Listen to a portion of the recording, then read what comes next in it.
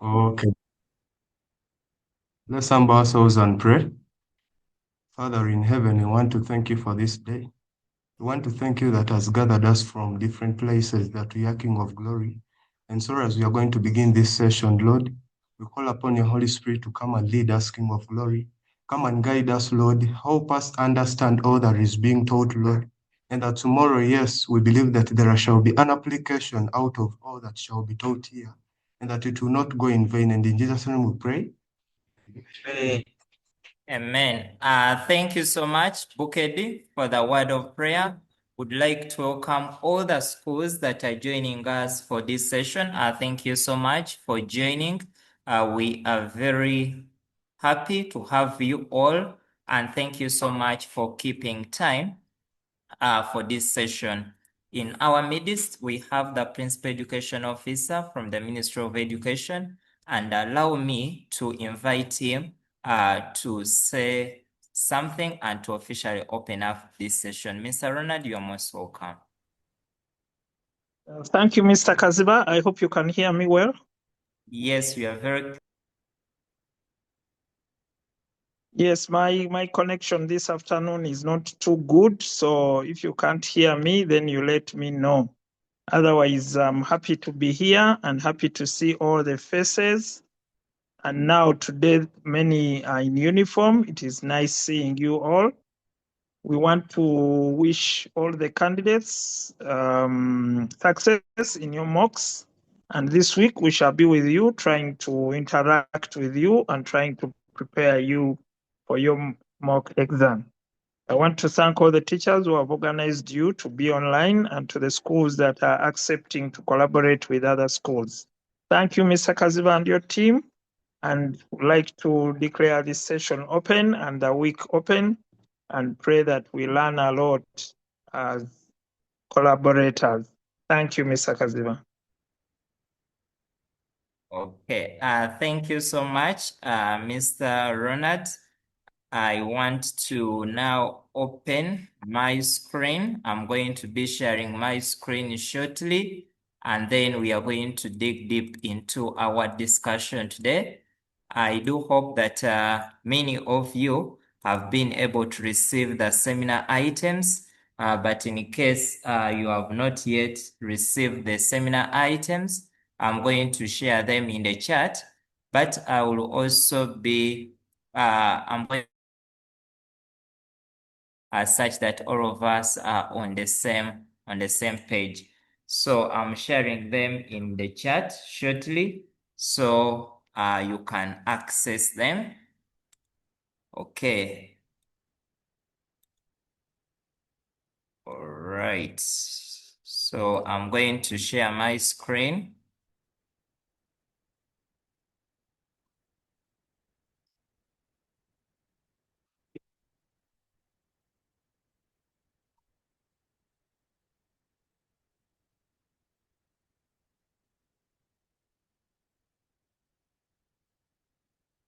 Okay. Thank you so much for joining. My name is Stephen Kasiva, and I'm going to be the one to lead you in our discussion today. I'm going to share my screen. My screen is already on, and we are going to start with the theme of numbers. When you look at the items that I've shared with you, we organize them into 4 themes. We started with numbers, then we went to algebra and patterns, we went to data and probability, and then lastly, we looked at geometry. Now, that is the order that we are going to be following. Now, the first item goes like this. I'm going to give you 2 minutes for each one of you to read through the item, and then we start breaking it. So take 2 minutes to read through, and then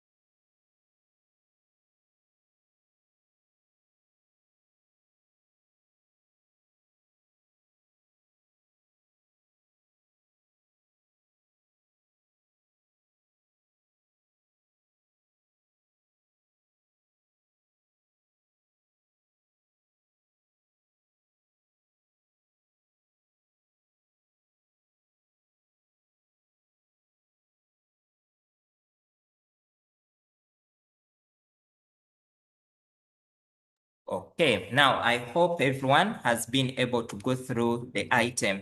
Dear students, whenever you receive the item, I want you to always relate it to real life. Ask yourself, which topic is this?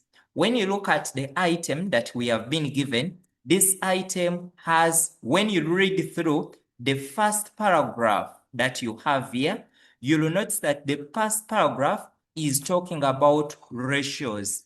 And in senior 3, you looked at ratios in term 2.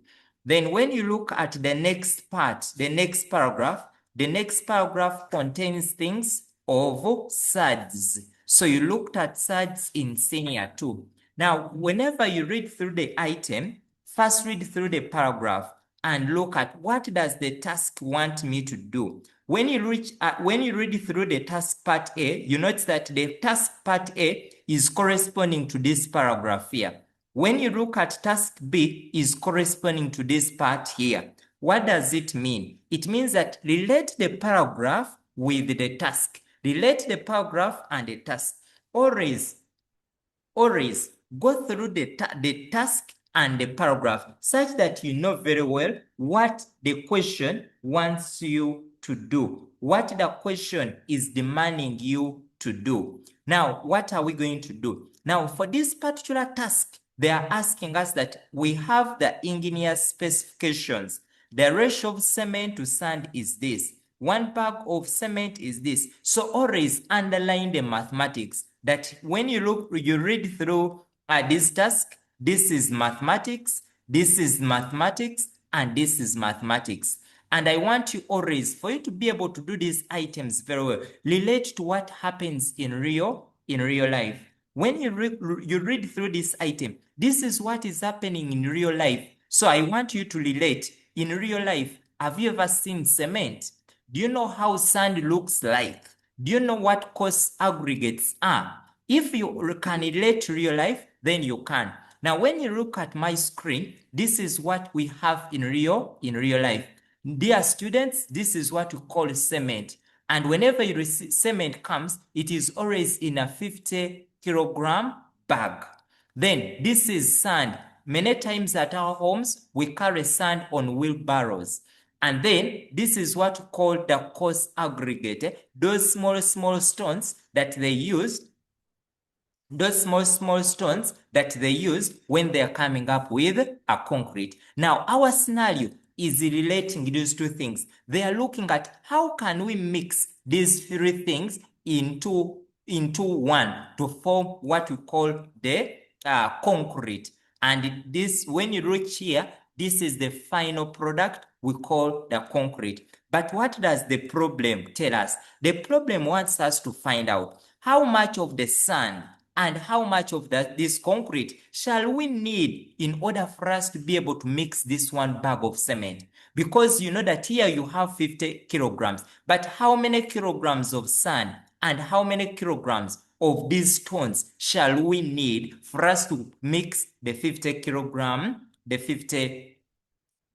bag? And now that's what we are going to find within, that's what we need to find within our problem. So what are we going to do? Always, whenever you receive your item, we are going to summarize that in our summary, we have our cement to sand. And when you read through the item, they have told us that this one is given in the ratio of 20 to 34.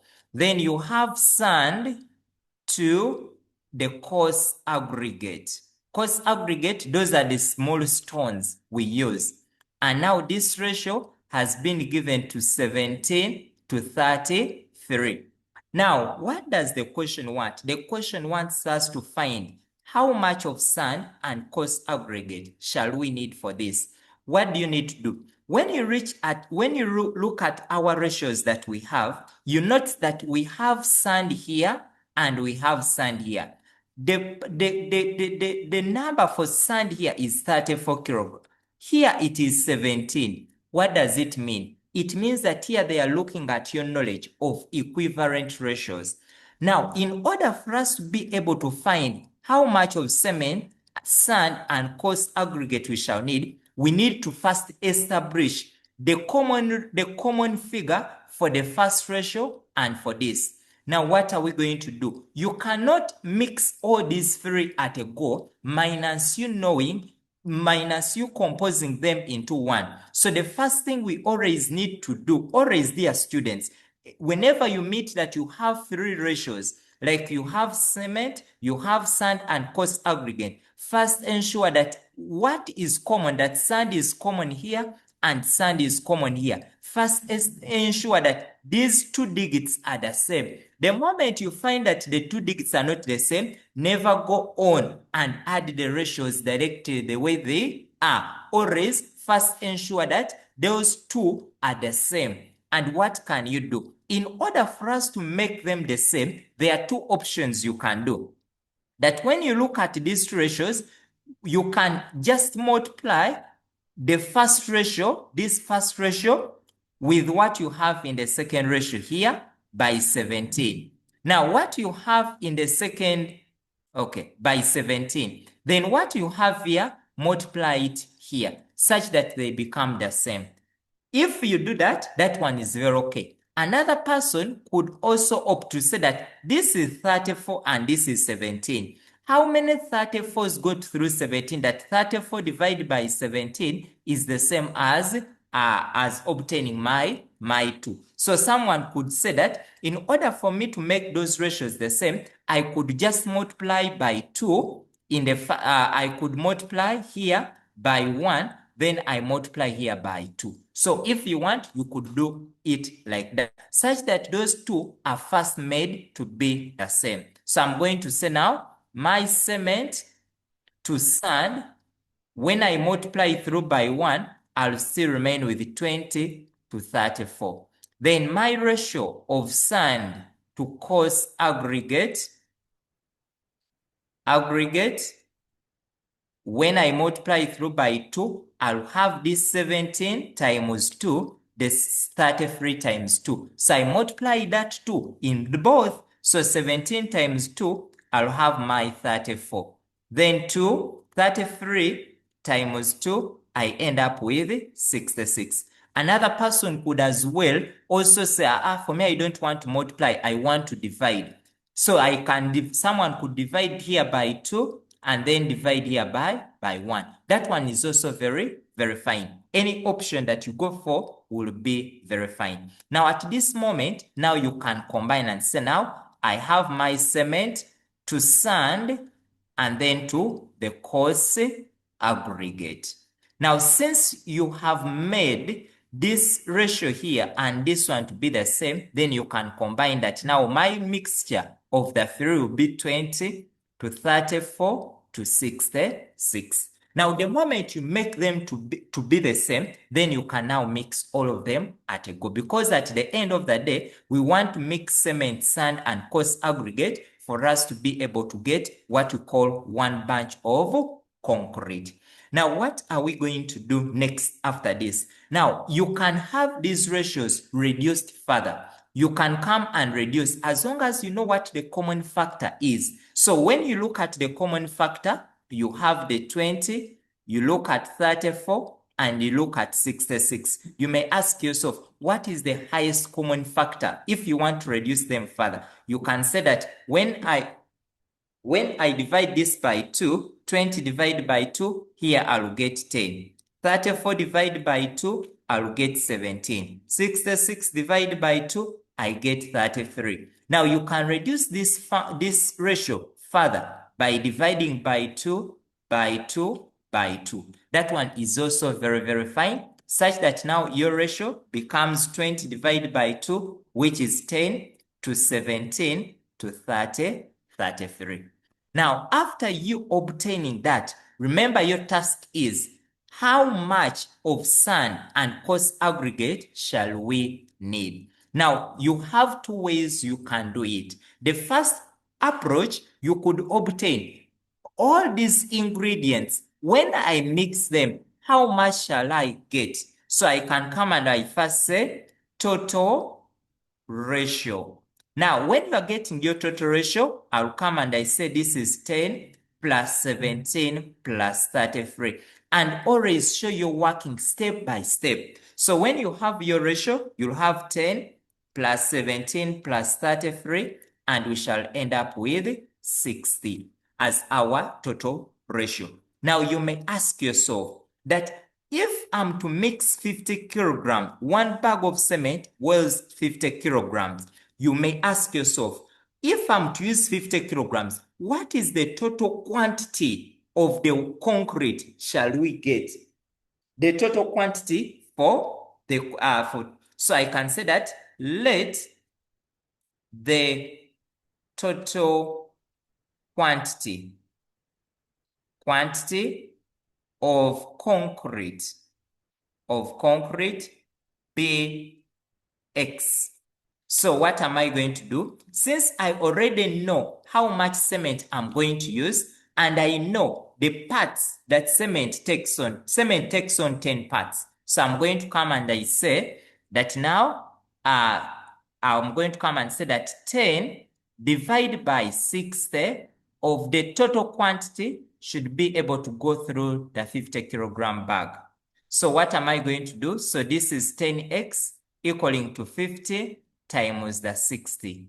So here, to be able to obtain x, I'll have 10x divided by 10 equaling to 50 times 60 divided by 10. And therefore, I'll have here 50 times 60 divided by 10, and I'll get 300 kilograms. So that means that the total concrete that we can mix using the 50 kilogram bag, we shall end up with 300 kilograms. So if I'm to now obtain, because remember the task wanted you to find the quantities of sand and coarse aggregate required to prepare one bunch of concrete. So now I'm going to go back. I know that sand has 17 parts, and then coarse has 33. Now I'm going to come here and I say, always put those subtitles, quantity of sand. So quantity of sand, you know very well that here we have obtained that sand is 17. So I'm going to say quantity of sand is going to be 17 out of 60 times the total, which is 300. So when you have 17 divided by 60 times 300, you end up with 85 kilograms.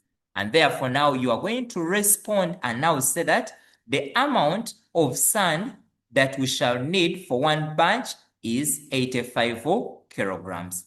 Then from here, we are also going to find the quantity of the coarse aggregate.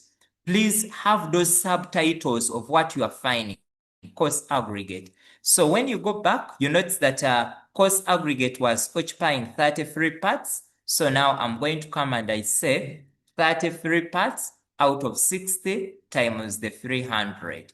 Now here you place your calc. You can say 33 times 300 divided by 60. So we shall have 33 times 300 divided by 60, and we shall end up with 160. And then you have to respond that the quantity of coarse aggregate that we shall need for one bunch is 165 kilograms. Now, this is one approach that someone could use at that point. However, another person could come and say that, no, I don't want to use that approach, but which approach will I use? You know very well that this is cement, this is sand, and then this is the coarse aggregate. Someone could as well first come and say that the 10 parts, I can first come and say that 50 in the 50 bag are equivalent to the 10. What about one part? So someone could say now 50 divided by 10, which is equivalent to 5 kilograms. What does it mean? Then the person could come and say now 5 times 17, you get the answer. 5 times 33, you get the answer. So if someone uses that approach is also very okay. By just finding one part or one part of the ratio, how much of cement do we need? And then you go on and you find. So that is how you could approach that part. So may I ask if you have any questions on the first part? Yes, if you have any questions concerning this part, kindly raise up your hand and then you ask. Okay, so yes, a tweak. Yes, good evening, sir. Yes, good evening. Sorry, I'm not seeing the question clearly. There's some things that are covering, so and I think I've joined a bit late and I'm unable to pick up the concept. Okay, I have removed, I think, what was covering. Christ And the King High School.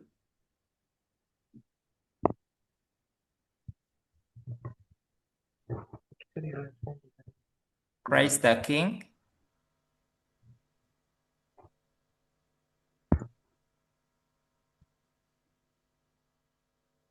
Okay, I failed to get. Lastly, Bouquet D College.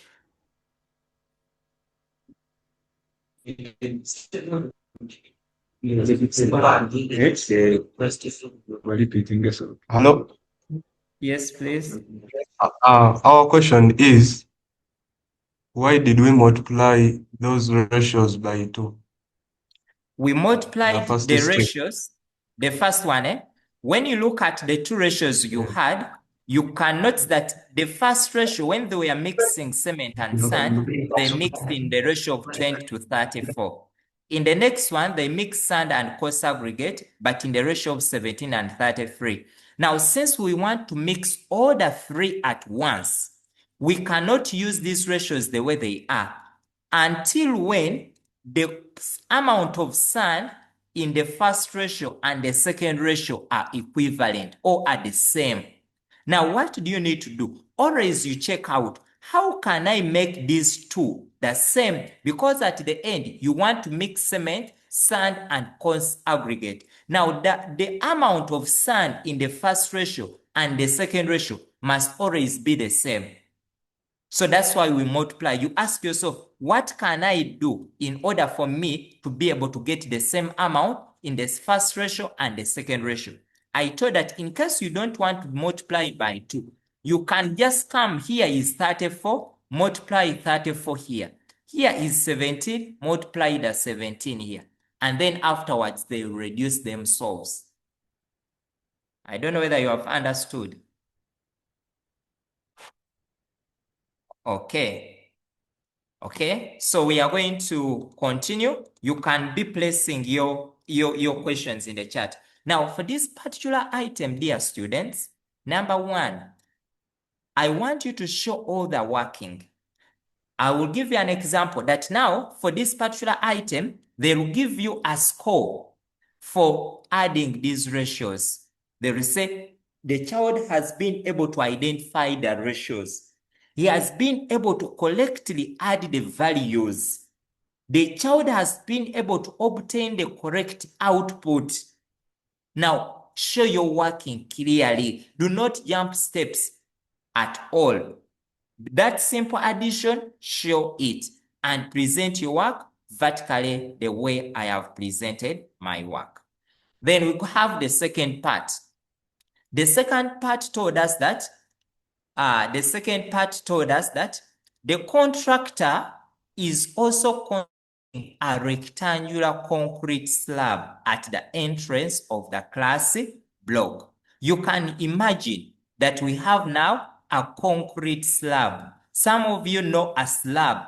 So I can come here and say, this is my concrete slab. But when you are drawing your sketches or when you are coming up with your sketch, please make sure that your sketch is the talking sketch. So they have told you, and I'm going to put here a small subtitle, and I will say, this is a sketch of the rectangular. Communicate what you are doing. Let the people marking your work see your communication. Concrete slab, sketch of the rectangular concrete slab. Now, the slab has length of 4√7 meters. So I'm going to come here and say this is the length, which is 4√7 meters. and a diagonal. Now, our diagonal is the line that runs from one corner to the other. That's what we call the diagonal. And that diagonal is 2 root of 35. And these are meters. These are meters. Now, when you look at our question, you notice that this question is a question concerning surds. Always read your question very well. They told that they want the exact length. Exact length. What does it mean? The moment you read and they want exact length, it means that you are not going to deal with anything concerning points. Nothing like points. You must calculate your work exactly. Your work must stay in surd form.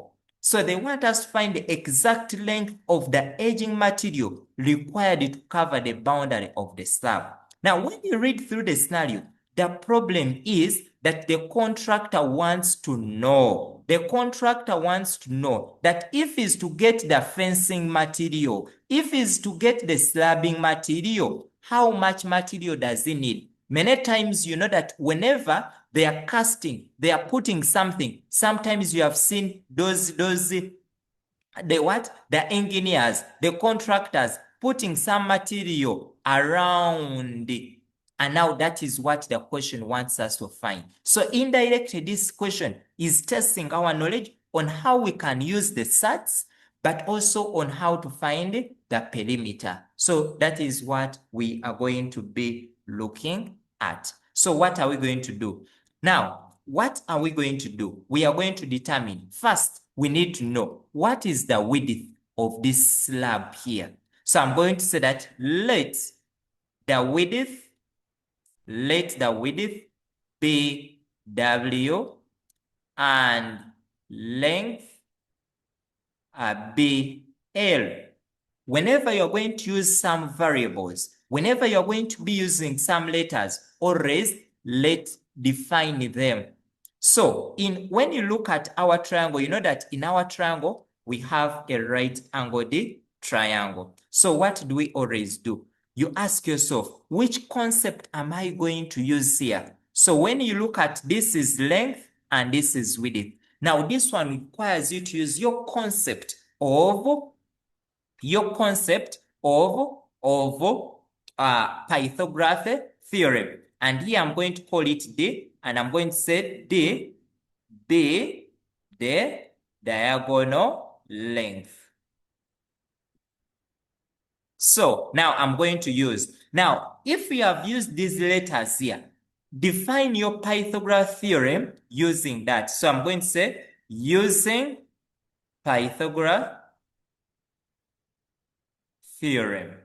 Now we are going to define it using it. So I will say that L squared plus W squared will equal to D squared. So define, don't use S, B, C. Use the letters you have used. So here I'm going to have my length as 4 root of 7 squared plus W, which we do not have, is equal to D squared, which is 2 root of 5 squared. Now from here, remember your knowledge of surds. So here we are going to say that now 4 root of 7, I am multiplying it with 4 root of 7. Then plus W squared is equal to 2 root of 35. I multiply it by 2 root of 35. Now from your knowledge, dear students, remember when you are multiplying surds, whenever you are multiplying surds, this outer value goes with the outer value. This value inside goes with the value inside. So now it means that we shall have 4 times 4 root of 7 times 7, then plus W squared is equal to 2 times 2 root of 35 times 35. So now this is going to give us 4 times 4, which is going to be 16, and root of 7 times 7, which gives us 49, then plus W squared is equal to 4, root 35 times 35 is 1225. So what is root of 49? When you get onto your calculator, Root of 49 is 7. So this is 16 times 7 plus W squared will equal to root of 1225 is the same as 35. So this is going to be 4 times 35. So 16 times 7 is 112 plus W squared is equal to 4 times 35, which is 140. So here we shall have W squared is equal to 140 minus 102. So when you look at this, we are going to end up with W squared is equal to 140 minus 112, which gives us a 28. And therefore you are going to get a root on both sides. So this becomes 228. Now, this is where I want you to please take note. You ask yourself that I have root of 28, but can I simplify my width further? That yes. So when we are simplifying our width further, you have root of 28. Ask yourself, what are those two digits which when I multiply them, I come up with 28? And those two digits you multiply to get 28, you must ensure that there is a perfect square on them. One of them should be a perfect square. When we are talking about perfect squares, we are talking at perfect squares and digits. Let me write here. Perfect squares are things like 1, 4, 9. Those are what we call perfect squares. 16, 25, 36. These are what we call perfect squares. Now you look out for two digits, which when you multiply, you get 28, but when one of them has a perfect root. So when you look at those two digits, it's going to be 4 and 7. So that means that our 28, we can write it as 4 times our 7. And always, whenever you are writing, make sure that you start with the perfect root and then follow it with the digit that doesn't have a perfect root. The largest perfect root you can have. So this means we shall have root of 4, then times root of 7. And square root of 4 is 2, root of 7. And this is going to be our width.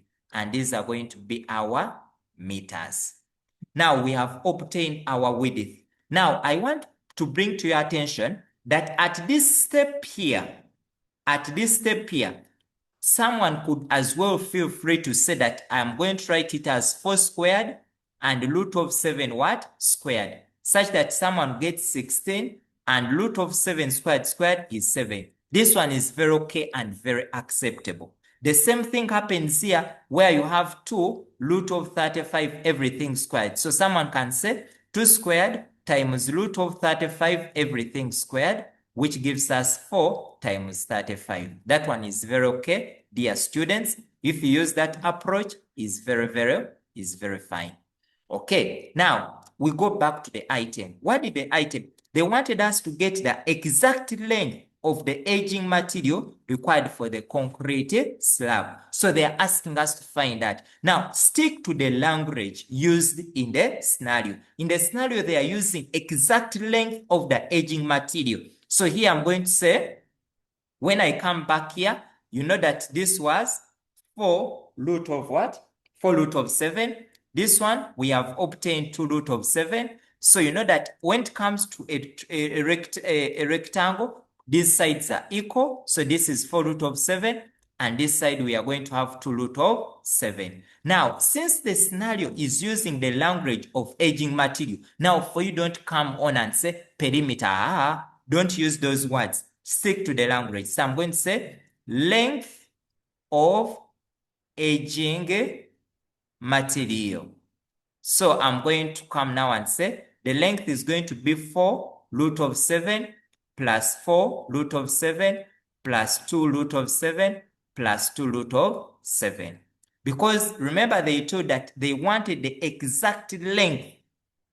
Because the question determine the amount of the material required to cover the boundary of the what? Of the slab. Now, before purchasing the edging material, the contractor needs to determine the amount of material required to cover the boundary what? The boundary slab. Now, that's what we are finding. That is what we are finding. So now here we shall come. You know that when you are adding surds, we add these digits. So here I will add 4 and a 4. Here I'll add the 2 and then the 2. So I'm going to come here and I first add 4 plus 4. So in indices, this is the same as 4 plus 4 plus 2 plus 2. But since root of 7 is common everywhere, I'll pull it out. So now when you add your 4 plus 4 plus 2 plus 2, we shall end up with 12 root of 7. And these are the meters. But you have to respond. So here I'm going to write my response to the item. Go back and check out what the question wanted. The problem is always in the scenario. And don't leave these scenarios minus solving the problem. What did the contractor want? The contractor wanted to determine the amount of material required to cover the boundary of the slab. So now you will say that the amount of material required to cover the boundary of the slab is 12 root of 70 meters. So now that is how you obtain that kind of material. So you will say that your response is going to be the amount of material or the length of the material required to cover the boundary of the slab is 12 root of 7. So that is how you obtain that particular thing.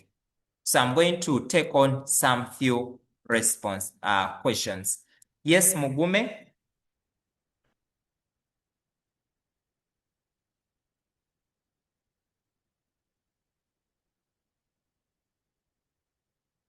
Mugume, ask. Those who have questions, you may ask. I have one question. Yes. And it goes, where have you got the perfect square? Where have you got the perfect square? Oh, how have we obtained the perfect square? Now, when you look at 28, factors of 28, one of them can be 1 and 28. Any other? Any 2 digits? You can have 2 and you can have 14. Yeah. You can have 4 and you have what? 7. 7. So you can get those perfect roots by using this. So when you look at these pairs we have, you notice that this is the pair that has a perfect root, a perfect square. Is that fine? Yes. Okay. More?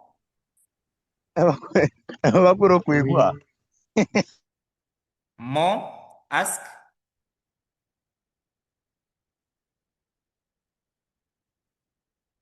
Okay. I'm failing to get more. Rafik Carmen Perez.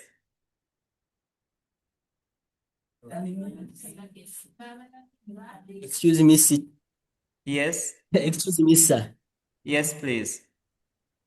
I would like to ask why didn't you remove that square root and you convert that number into the complete number without square root? Oh, because when you look at root of 7, do you have your calculator? Yes. When you place square root of 7, what do you get? The square root of what? 7. This number you want. I get 2 You get 2 point something, eh? But when you read the question wanted you to find the exact length. Exact length. So that's why we leave it as a root. Okay, sir. Thank you. Okay. Okay, we are going to have one Nyange girls.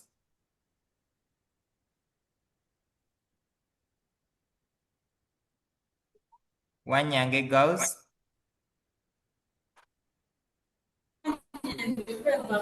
Favor, you want to ask? Please ask. Yes. Okay. So like when we're getting the final answers, 12 square root 7. Like, doesn't it change the meaning when we pull out the 4 and then 2? Like, yeah, that. Come again, does it? Doesn't it change the meaning when we only pull out the numbers before the square root? Oh, like changing the meaning here? Yeah. Oh. Now, this is just a step to show you how you add from this point up to when you obtain your answer. But in case you already know how to add surds, you may not have to show this step here. If you know how to add surds, you may ignore this step here. Hope that is okay. Yeah. Okay. All right. So we are going to continue. Dear students, for whatever item you do, for whatever part you do not forget to respond. Do not forget to respond back. Go back. Many times the problem is hidden within the scenario. For this particular one, problem was hidden here, meaning that if you only look at the task without looking at the problem, you are not going to make a good conclusion. So always look at the scenario, ready to understand, and then respond basing on what is within the scenario.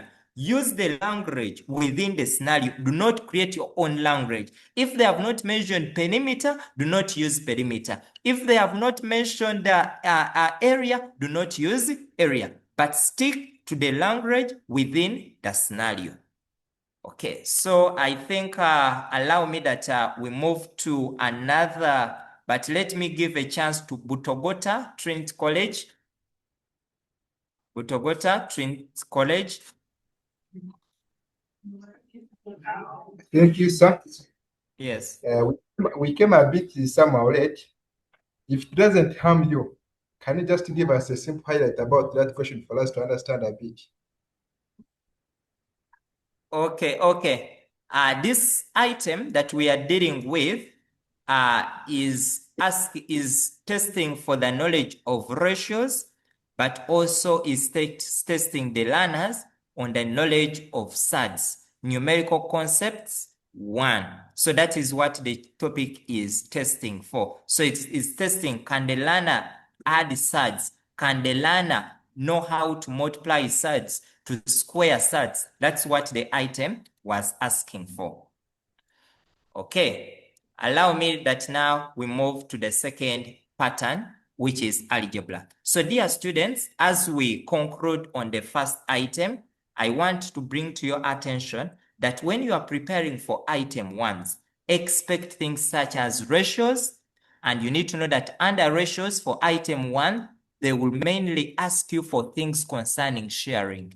That is ratios. You need to know how to write digits. You need to know how to write things from figures to numbers to words and the rest, but also know how to convert bases. Those are going to be the main things you'll find on that item.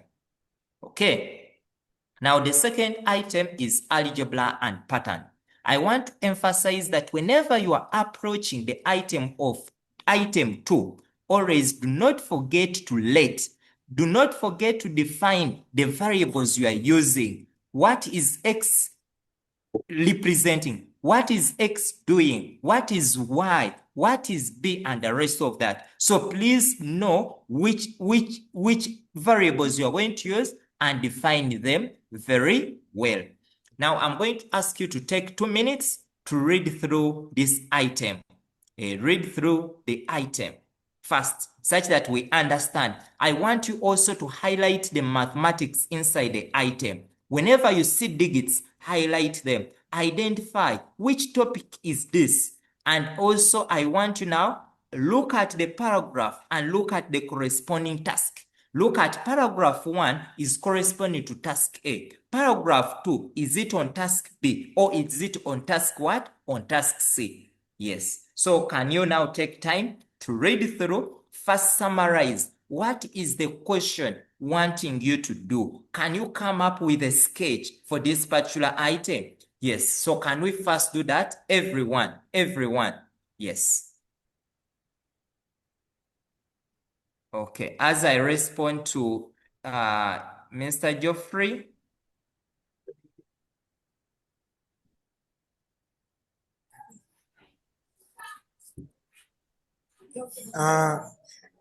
Excuse me, sir. Yes. I now would like to ask about the Surds, the number we are from doing. Yes. Yeah, so do you have any like simpler formula that we can use to like easily simplify the Surds? Okay, like which simplification are you looking at? Like when you the thing you've said, like the one you talked about of then you square both sides, like the Surd number and the figure. Oh, Yeah. now, okay. Could you allow me that I'll get back to that question when we are concluding the session? No, it's okay. It's okay. Okay. Okay. Now, I hope you wished to summarize. Now, I want you always, whenever you read the scenario, relate it to real life. Relate it to what happens in real life, what you have been able to see in real life. Each one of you has seen a garden. You have seen a garden where we grow things. You have seen a nursery bed. In case you have not seen, I want you always relate to real life. Whenever you relate these scenarios to real life, you are going to be able to respond. You are going to see the mathematics coming. Now, they told us that a school has set aside a rectangular piece of land. Now, you need to know, how does a rectangle look like? An agriculture teacher plans to establish a square nursery bed in one corner of the garden to raise vegetable seedlings. You have always seen that whenever teachers are carrying out this agriculture, they always get a small space where they can first grow their seedlings before they transplant them. The remaining part of the garden, which will be used for growing, has an area. So now, we are going to come up with a sketch. Now, our sketch is going to be we are going to come up with our rectangle. This is our rectangle. Now, after coming up with our rectangle, what have they told you? Like I've said, that always communicate what you are doing. What is it that you are doing? So I'm going to come here and I'll write comfortably. I'll write a sketch of a rectangular, communicate of a rectangular piece of land for a demonstration garden, a sketch of a rectangular garden, piece of land, something like that. Then you are going to come up and say, what have they told me from the scenario? That in that rectangular piece of land that we have, the teacher has gone on to put a square. So let me say this is my corner. So I'm going to come here and I put here that this is now my nursery bed. First interpret that this is my nursery. Hey, now that is what is very important, because whenever sorry about that.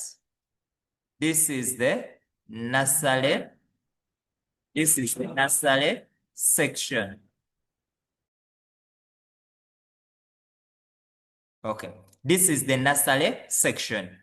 Now, they have told you that this nursery section is a square nursery section. So I'm going to come and say, since this is a square, this side, this side, this side, and this side are always equal. Then they have told that the remaining part used for growing vegetable has an area. Now, this part that is remaining has an area of 50 meters squared. Then you continue. The length of the garden is 7 meters longer than the side length of a nursery bed. Now, that statement is very key. But like we have said, that whenever you come to attempt these items, most of our algebra and patterns, define whatever thing you are going to use. So I'm going to first come and say that let now the length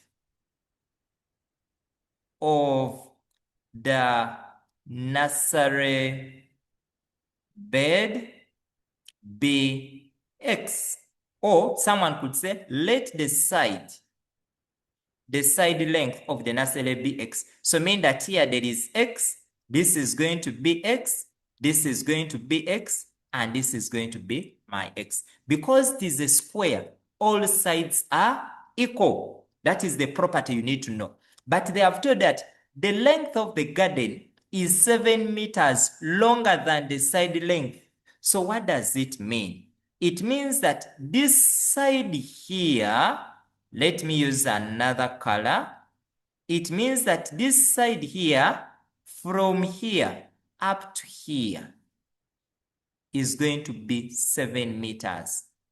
That is the meaning that you need to interpret, that this is 7 meters. Then the side length of the nursery bed, it means that it is longer. The remaining part is longer than. Then they told us the width is 2 meters longer than the side length. So that means that from here up to here is 2 meters. And this is 7 meters. Then the teacher needs to determine the dimensions of the nursery bed and the entire garden before purchasing the fencing material. So now the problem is they want us to determine what is the dimension. When we talk about dimension, we are looking at the length, we are looking at the width of the material that we are going to use, or that particular garden that we are going to work with. Now, what are we going to do? Now, since they have given us the area, we are going to use the area that has been given to us such that we come up with the thing. So I'm going to come here and say that the total area for the garden, so is going to be equal to 50 plus the area of the nursery bed. So now I'm going to first find, and always I want you always to first find the areas in small bits, So I'm going to come here and I say now, area of the nursery bed. So I'll come and say that how do we get the area? We know that area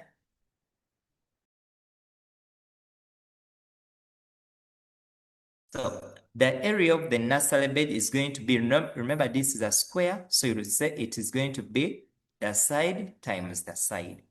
So this is going to be x times x, which is going to be x squared meters squared. Then from there, we are going to go on and find out the total area for the garden. So we shall say that the total area for the garden,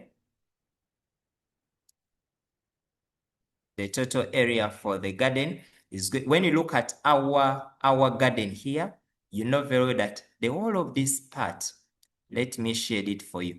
The whole of this part here, it has been given to us as 50. So I'm going to say that this is 50, then add on the area of the nursery bed, which is x squared. But you know that this figure we have of ours is this figure we have is a rectangle. And you know that a rectangle is given by length times width. So that means that the area of the garden is going to be our length times width equals to 50 plus our x squared. But what is our length? Now, from this point up to here, let me hope you are able to visualize that part from here up to here is 7 plus x. So our length is going to be 7 plus x, then times our width. This width of ours, there is 2 and x. So here we are going to have our width as 2 plus x. So here we shall have 2 plus x equaling to 50 plus x squared. May I ask if there is any question up to that point before we continue? If there is any point, if we are good to continue, I'm going to ask you to multiply. Okay, let me first pick a question from Geoffrey. Hello. Yes. You can ask. Yes, go on and ask. Can I use another method on that? Yes, yes, you can use another method as long Like, as we as in- arrive at the same answer. Okay, like to get the area of the whole rectangle Yes, minus the area of the square nursery section, and perfect, I equate to 50. perfect. It is very correct. Okay, thank you. Okay. Okay. Drunke. Okay. Then Mr. Joshua.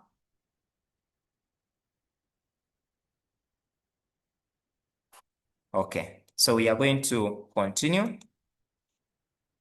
So when we come here, we are now going to go on and open our brackets. But please show the steps. Show the steps when you are opening up the brackets. So you have 7 plus x into 2 plus x. And this was equal to 50 plus x squared. So we are going to open. Now you know that this 7 affects everything this side. So we shall say 7 into 2 plus x, then plus x. This x here will affect this bracket into 2 plus x equaling to 50 plus our x squared. Now you open very well. In case you are not yet sure of how to open, please show the steps. Do not jump in case you are not sure. So this is 7 times 7x times 2x, then plus x squared equaling to 50 plus our x squared. So 7 times 2 is 14 plus 7 plus 7 plus 2, which gives us a 9x plus x squared equaling to 50 plus x squared. Then the next step is for you to go on and collect the like terms. So you can decide first take the x squared this side, and therefore you have 14 plus 9x plus x squared minus x squared equals to 50. So here we shall end up with 14 plus 9x equals to 50. Continue collecting like terms. So we shall have 14 minus 14 plus 9x equaling to 50 minus 14. So we shall have our 9x equaling to, when you place your calculators, 50 minus 14 gives us a 36. Then the next step is going to be 9x divided by 9 equals 36 divided by 9, and therefore our x will equal to 4. Now, you go back to the item. Have you responded to the item? The item wanted you to find the dimension of the nursery bed and the amount of facing required to enclose the entire garden.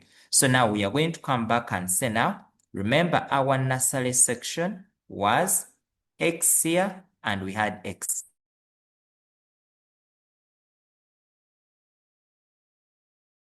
Obtain our x, giving our dimensions, we shall say that, remember we said that you must respond. Sometimes you may find yourself responding to 2 parts but within one task. So we shall say that the dimension of the nursery bed is 4 by 4. Or someone can write 4 by 4. Now that is what we shall call the dimension. So we shall say that the dimensions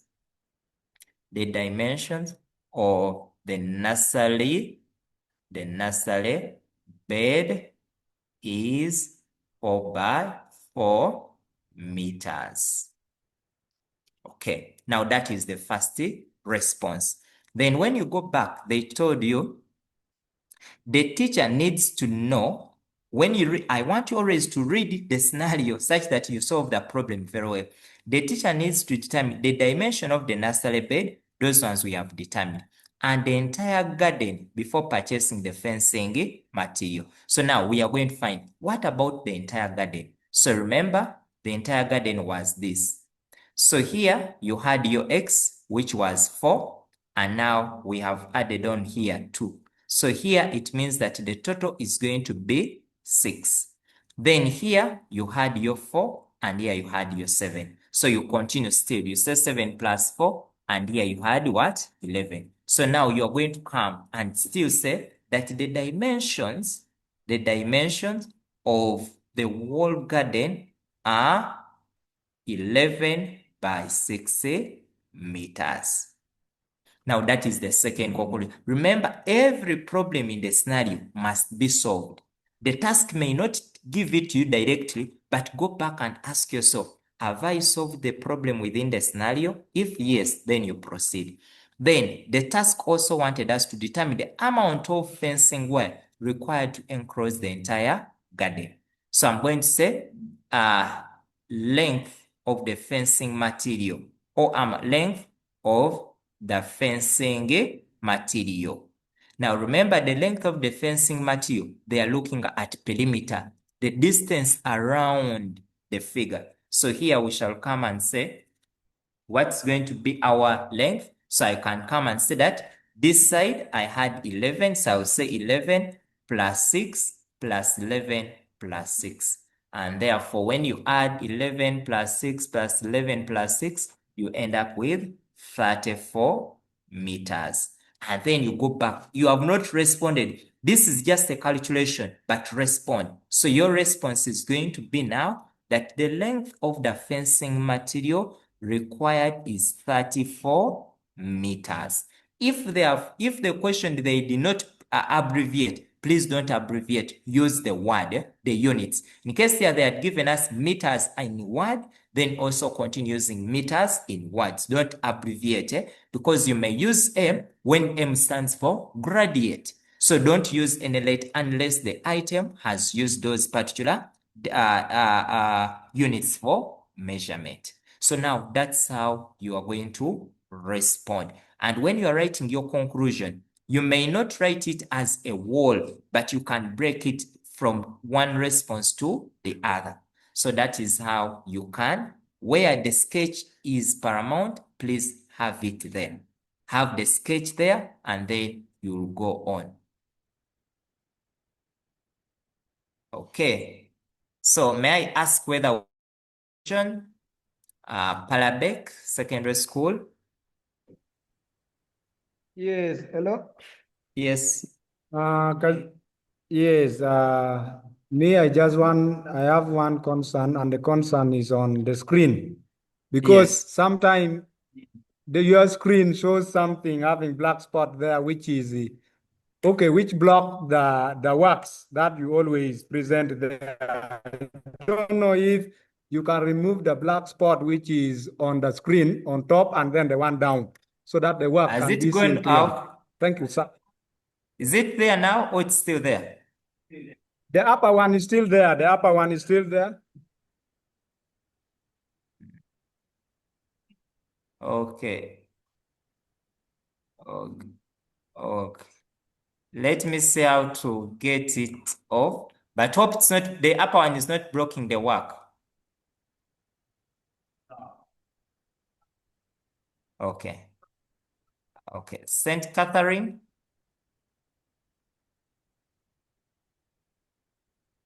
St. Catherine.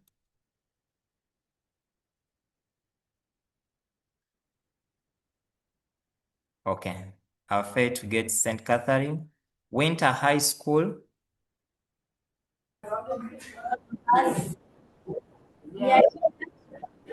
Winter.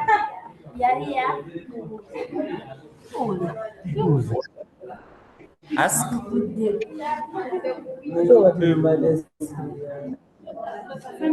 Okay.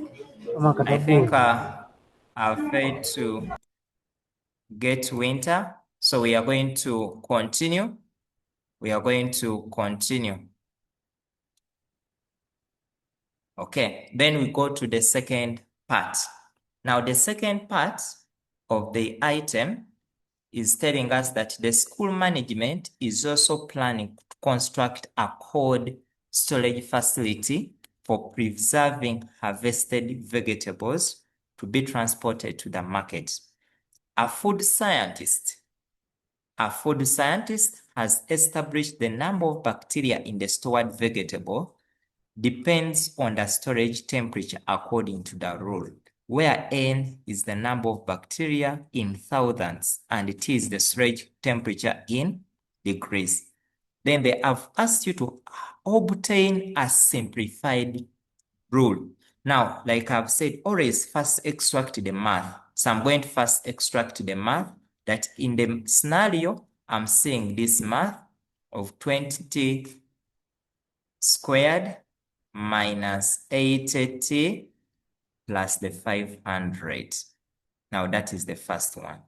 Then still in the scenario, I'm seeing another, which is t equaling to 4h plus 2. Now you notice that there are two functions in the scenario. There is a function written in terms of temperature. There is a function written in terms of hours. So we need to ask ourselves, they want us to find a simplified rule that can be used to predict the number of bacteria in the vegetables in hours after they have removed them from the storage. Now here I'm going to start with something I'm going to start with an analogy that I want us to first understand before we dig into the scenario. Now, many times you're going to have your pocket money. I'm going to start from there. You're going to have pocket money. But when you have your pocket money, you're going to go to the canteen to buy some items. Let me say you're going to buy apples, you're going to go and buy yellow bananas, those healthy things from the canteen. And then from there, the next step is you're going to, let me say, eat them. In case, let me say you have bought some other things, maybe you'll cook them. Eat, this is going to be cooking and the rest of that. Now, what are you noticing? That your pocket money is the input for you to be able to buy. That for you to be able to buy, it will depend on the pocket money.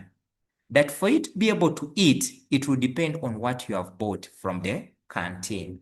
Now, this kind of relation is what we call composite functions. In Senior 4 Term 1, you looked at composite functions. Now, whenever an input of one is the input, whenever one output is the input of the other, then it results into what we call composite functions. Here, your money is going to result into a function, and that function is going to be, let me say, g of m. But this g of m is going to result into another function, which is f g of m. And now this kind of relation is what we call composite function, that your pocket money here is the input for you to be able to buy something from the canteen. And for you to be able to eat, it depends on what you have bought from the canteen. Now, that kind of relation is what we call composite function. So when you look at that simplified rule they want us to get, is more or less like a composite function. What do we have? Now here we have we have the temperature. We have three things. You have the number of bacteria, you have the temperature, and you have the hours. But all those functions are depending on each other. That here you're going to have, let me first start with the bacteria. When you look at the function for the bacteria, it is depending on the temperature. So the temperature is the input for you to be able to get the number of bacteria. However, the temperature is depending on the hours, the day, that you know very well that at around midday, the temperatures are always very hot. But also the number of bacteria to reproduce is going to depend on what temperature of the day it is. Now, that kind of relation is what we are going to be calling composite function. So we are going to have our time, which is in hours. Then from our type, we are going to relate it to what we have as temperature. and this temperature is the T. Then from the temperature, we are going to be able to get the number of bacteria, which is N. Now, what are you noticing? Now, this kind time is the input for the temperature here. This is the input. Then temperature is the output. But this temperature is still the input for the number of bacteria. Now, that one, now here, we are going to get T of H. Remember, this is H. Now, number of bacteria is going to result into N, but its input is the temperature in hours. And now this is what we want to find out. That N, the number of bacteria, T, the temperature, is its input. And now that is the function that we want. Now, this question was basically asking you, do you know how to deal with composite function? And which composite function are we going to look out for? We are going to look out for any T into H, because here temperature is the input for the number of bacteria. That the number of bacteria depend on what temperature of the day we have, but also temperature depends on the hours within the day. So kindly let me know through the chat whether we are on the same page.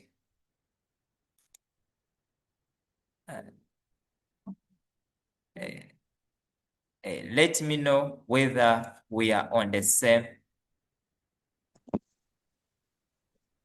I don't know how I'm going. Let me first stop sharing and I see whether I can remove that black thing members are saying.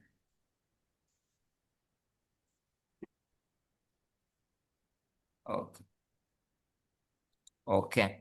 I'm going to share this and whether this is, no, let me share again. And then you let me know whether that black thing is going away. But I think it is a new modification in Zoom. But I'm seeing it there. I'm seeing it there. But I'm trying to see where to place it. But let me hope you are able to see. So I want you to let me know through the chat whether you have understood up to that point. I'm the one who keeps shifting it. I'm the one who keeps shifting it. But have we understood up that point?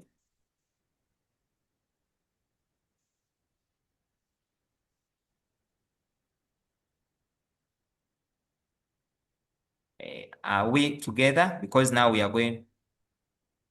Okay. Because now, okay. Now I want to repeat because this item requires understanding. I have said that we have three variables for this item. You have time, you have temperature, and you have the number of bacteria. Now, your time, the time depends on the temperature. Your temperature, which is T. That you know very that in the morning, the temperatures are going to be very low. In the afternoon, the temperatures are going to be a bit high. However, the bacteria in the bacteria in the vegetables depend on the temperature. So what does it mean? Time is an input for the temperature. So you'll get T into H. This is the function you are going to form. Then this temperature is an input for the number of bacteria.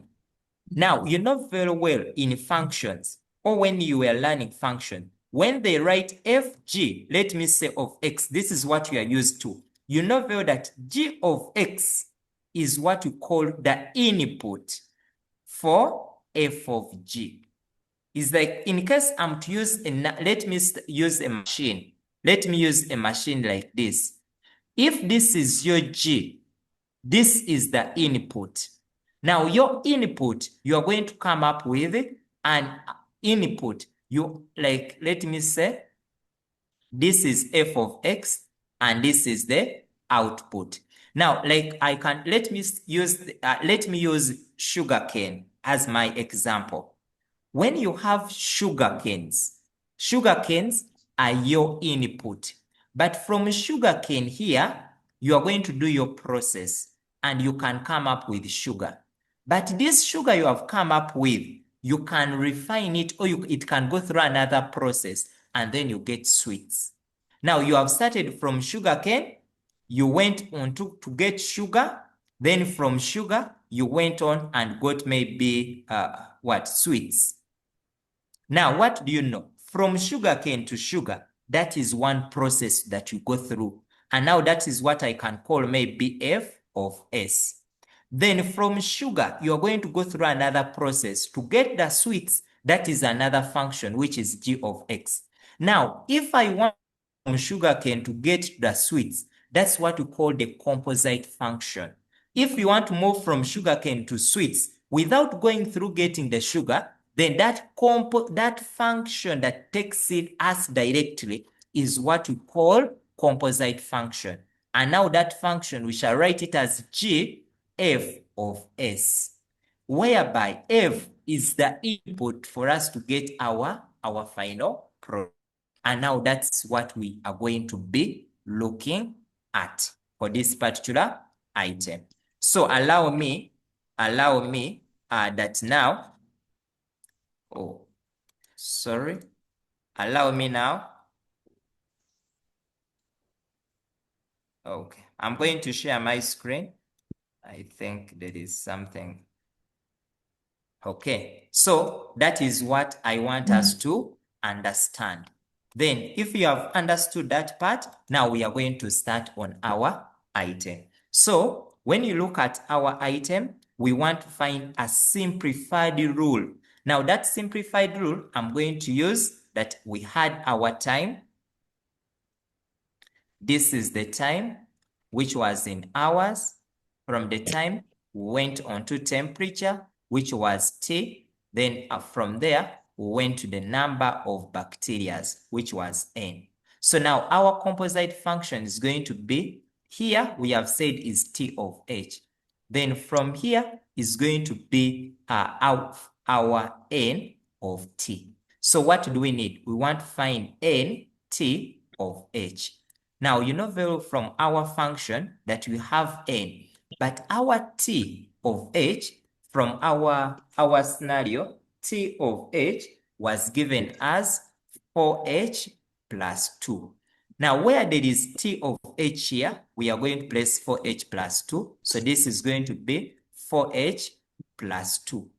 But you know very well that your N into T is given by, when you read through the scenario, 20T squared minus 80T, then plus 500.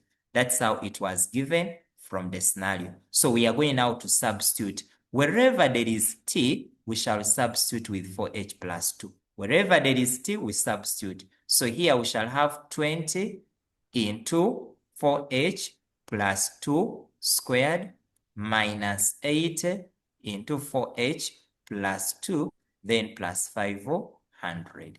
Now, since they have told you in simplified form, simplify. So I'm going to first come and say, if I have 4H plus 2 squared, what is this one equaling to? So it is the same as 4H plus 2 into 4H plus 2.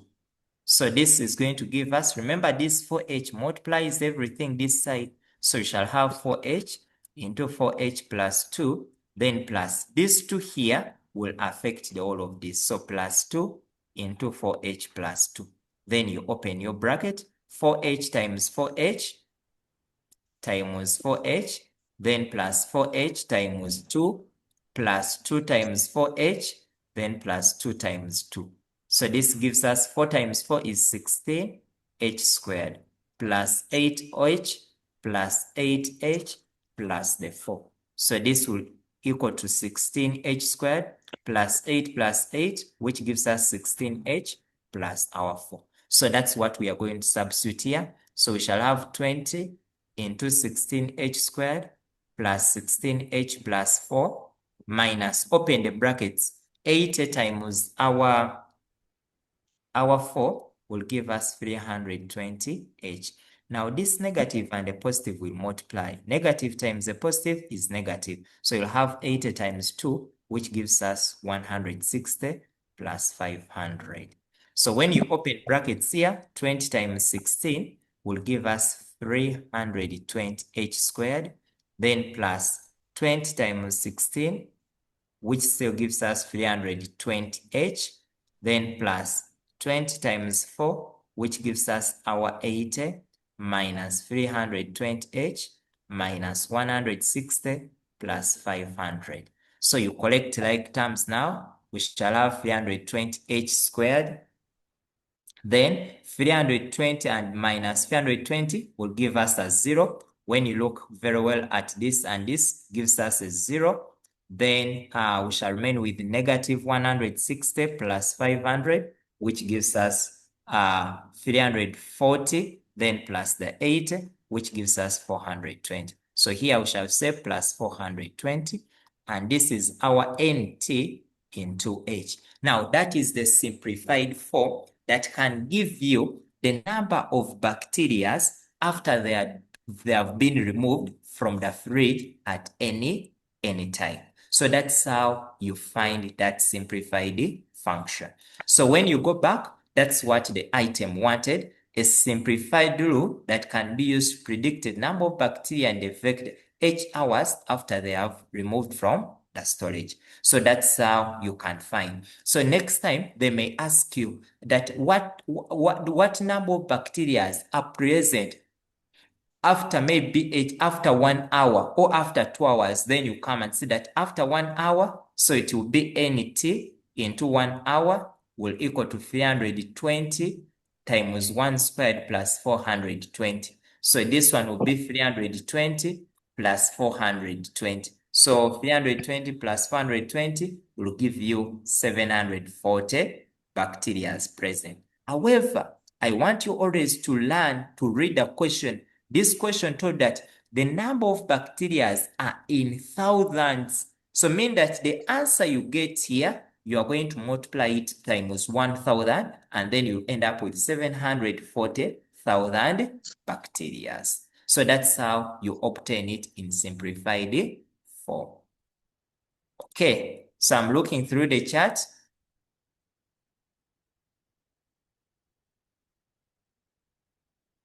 Okay, so may I answer one question? Yes, Bukit College. Bukit College. Unmute.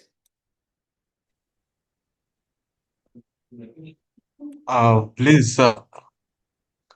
Actually, I haven't got you very well where you began from.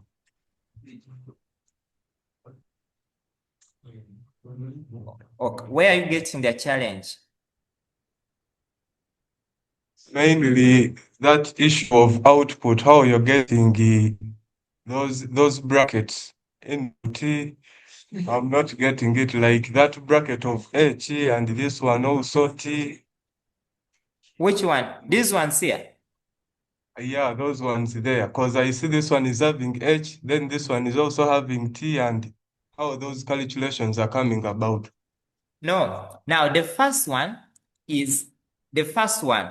The temperature of the day always depends on the hour of the day.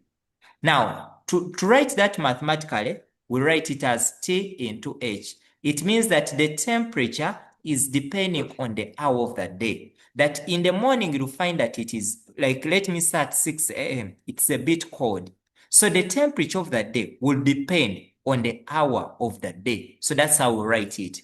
But also here, I'm going to write N into T. What does it mean? It means that the temperature, the number of bacteria present will always depend on the temperature of the day. Those are the two functions we are forming. The first one shows us that the temperature of the day depends on the hour. The next one shows us the number of bacteria present would depend on the temperature, because each one of them depends on the other. Okay. Kara Sid, then George, and then Amal Christian.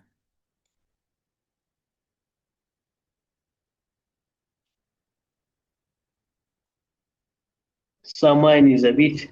I wanted you to just explain for me beginning, because in the beginning there, those things confused me a bit. So you first explain for me a bit.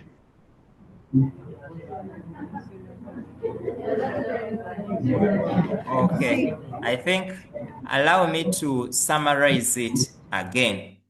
I want to do it in this format now. Like if you have a machine, if you have a machine, this is our machine. This machine of ours, let me say this is a function. And this is the output. What happens that this is time. That the time of that day is going to depend on the temperature. The time determines the temperature of that day. But the temperature of that day also determines the number of bacteria present.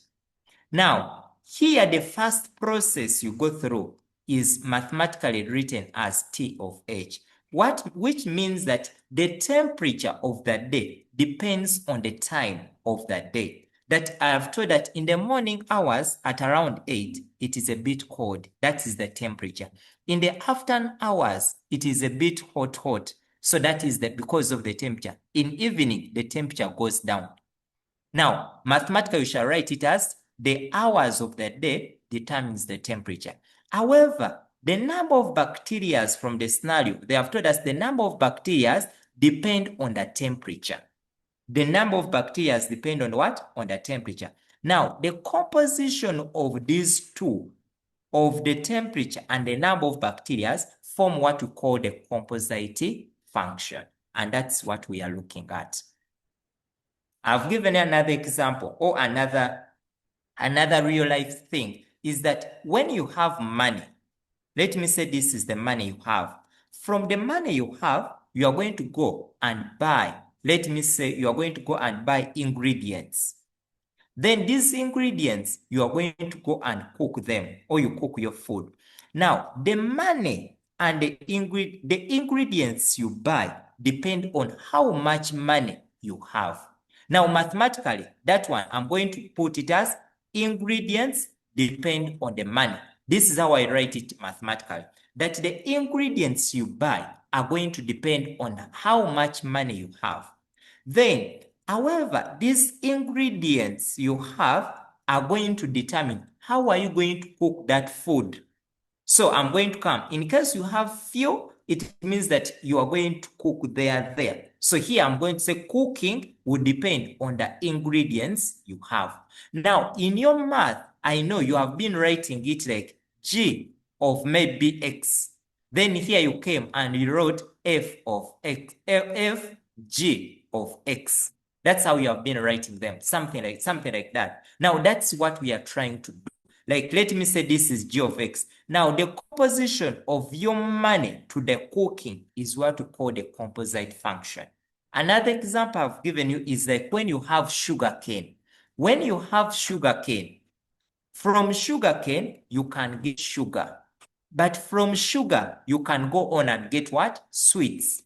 Now, a composite function is that one function that can move you directly from sugarcane to sweets. What is it that you can do to move directly from sugarcane to get what? To the sweets. But to get to the sweets, you get to the sugar, and then from sugar, you get what? The sweets. Now, that one is what we call a composite function.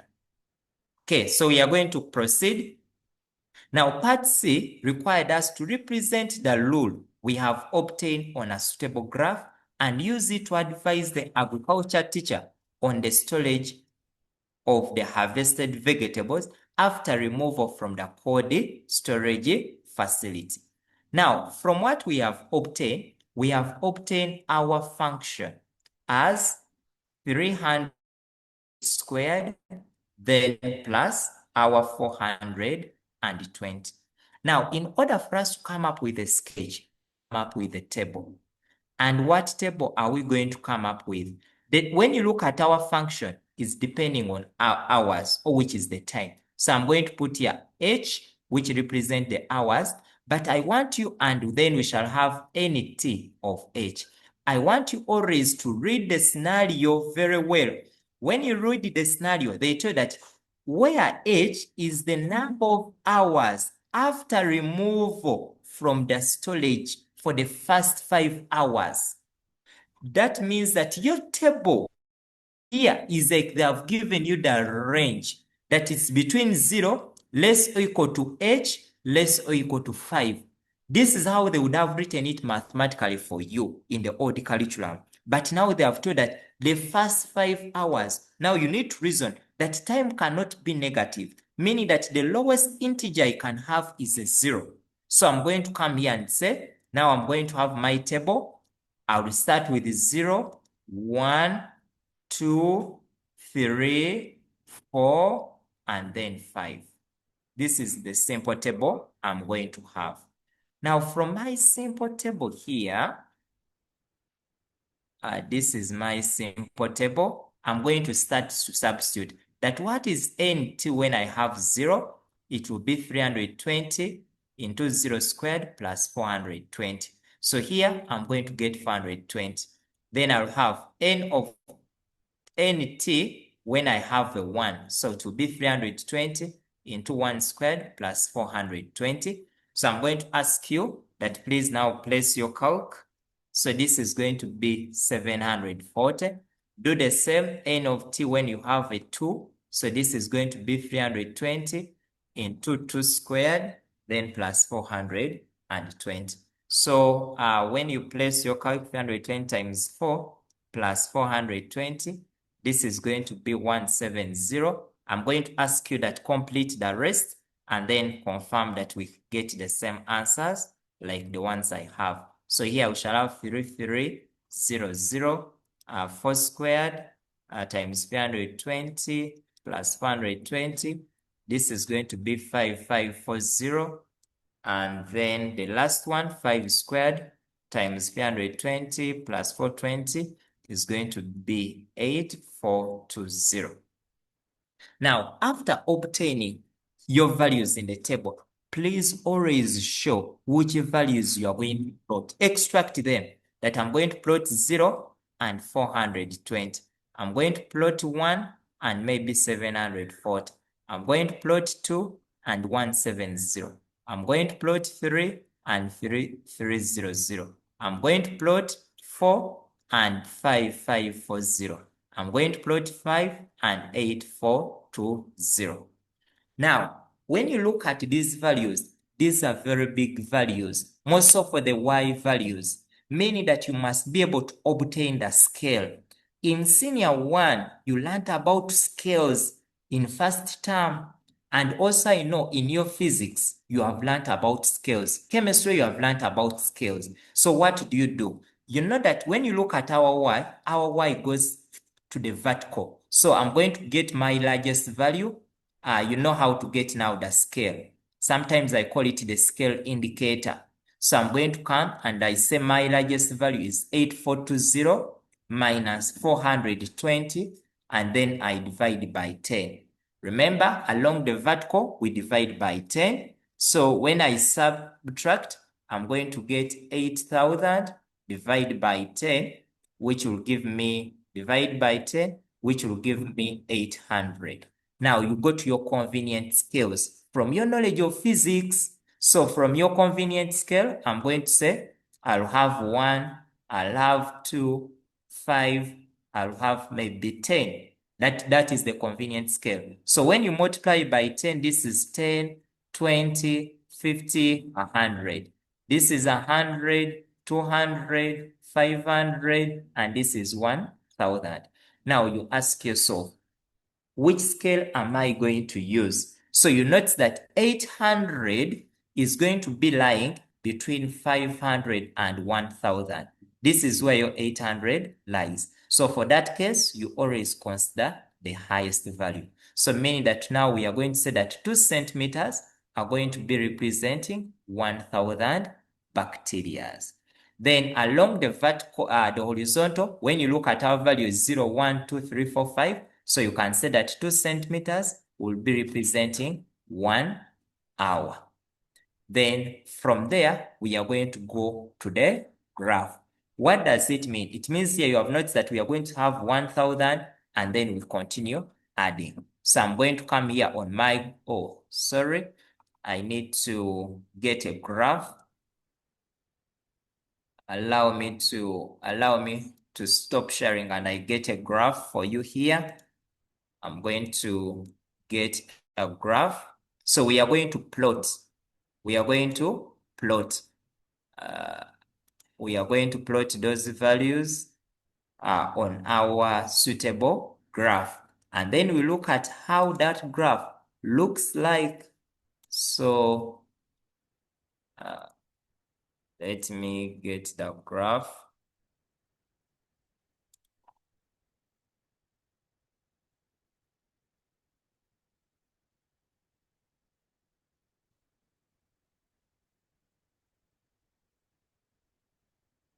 So now, okay, now this is my graph. So we are going to give a graph a title, that a graph showing the number of bacteria that grow over time. That is going to be your title. So you are going to allow me to come here and then I draw my lines. So I'm going to use, let me use this. So when you are drawing, feel free to leave 2 centimeters such that your graph is very good. So I'm going to come here and also you do the same down here, leave 2 centimeters. So on my graph, I'm going to go on and indicate. Remember, I've told you put a title, that's a graph showing the number of bacteria. Then we have said that along the horizontal, we are going to leave 2 centimeters. So this is going to be 1. This is going to be 2. This is going to be 3. This is going to be 4. And this is going to be 5. And now here we are going to put that these are hours. Then we have said that along the vertical, our 2 centimeters are going to be representing 1,000. So it's going to be 0. This is going to be 1,000. Then this is going to be 2,000. This is going to be 3,000. This is going to be 4,000. This is going to be 5,000. This is going to be 6,000. This is going to be 7,000. And this is going to be 8,000. And now here you label clearly that this is NT of H. Now you start doing the plotting. So when you look at the points we are going to plot, 420, we have 1, 740, you have 2 and 1,700, you have 3 and 3,300, you have 4 and 5,540, then you have 5 and 8,420. So you start with the first one.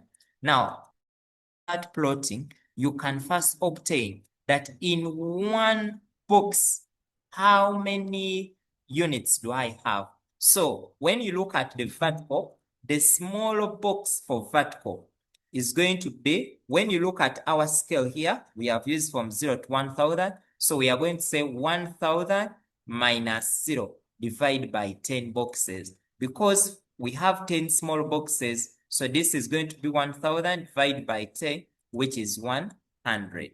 Now, in case we are going to plot any value we are going to plot, what we do, let me say you are plotting 420, you'll get 420 divided by 100, which is 4.2 boxes. So I'm going to count 4.2 boxes from 0, which is going to be here.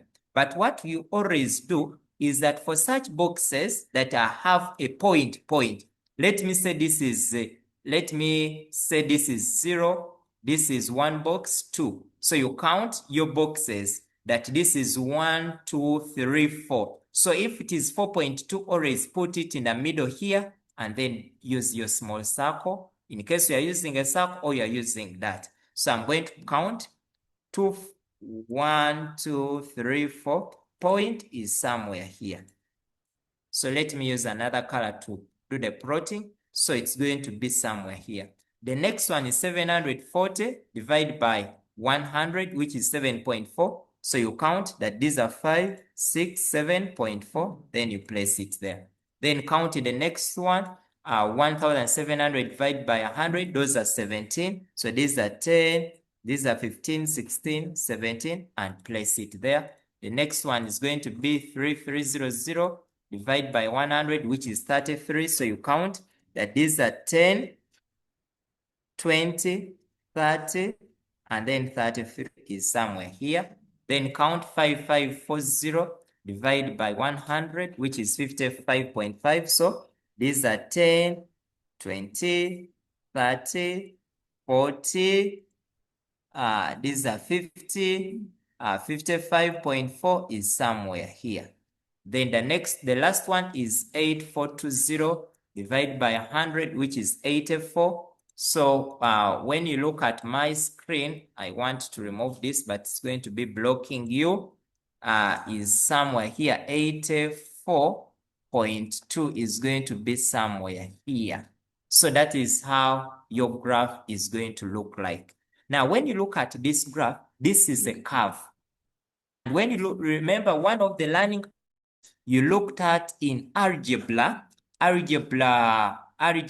in senior 1, you looked at drawing curves when you have bigger values. So for such, when you look at your curve, you notice that it is a parabola, it is a curve. So mean that you must use your free hand to come up with that curve. So your curve is going to come like this. Make sure you are more accurate. I may not be so accurate, but I'm going to show you something like that. So, but let me repeat such that I come up with a good graph. So your graph is going to be something like this. Make sure that it goes through all the points you have plotted. And that's how your graph is going to be. And then you can label that this is my NT of H equaling to our graph, which was 320 H.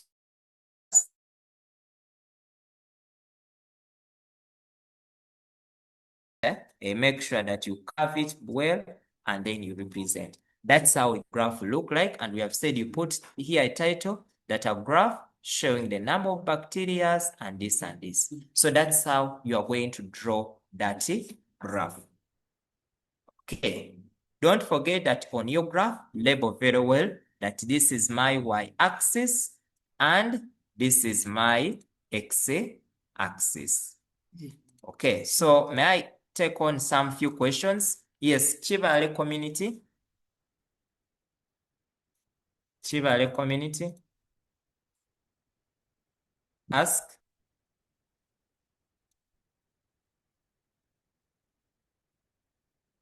Okay. Chivale, I'm failing to get you Napak seed SS. Okay. Act high. I'm open the mic. Okay. Yes, Napak. Yes, good evening, sir. Yes, good evening. Yeah, for me, I wanted to inquire from you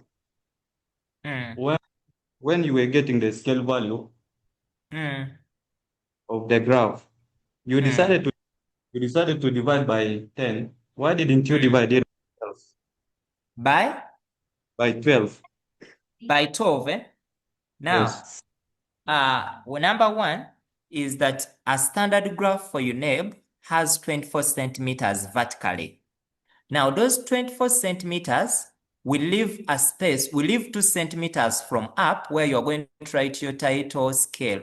Then we also remove more 2 down here, like down here, you remove more 2 centimeters.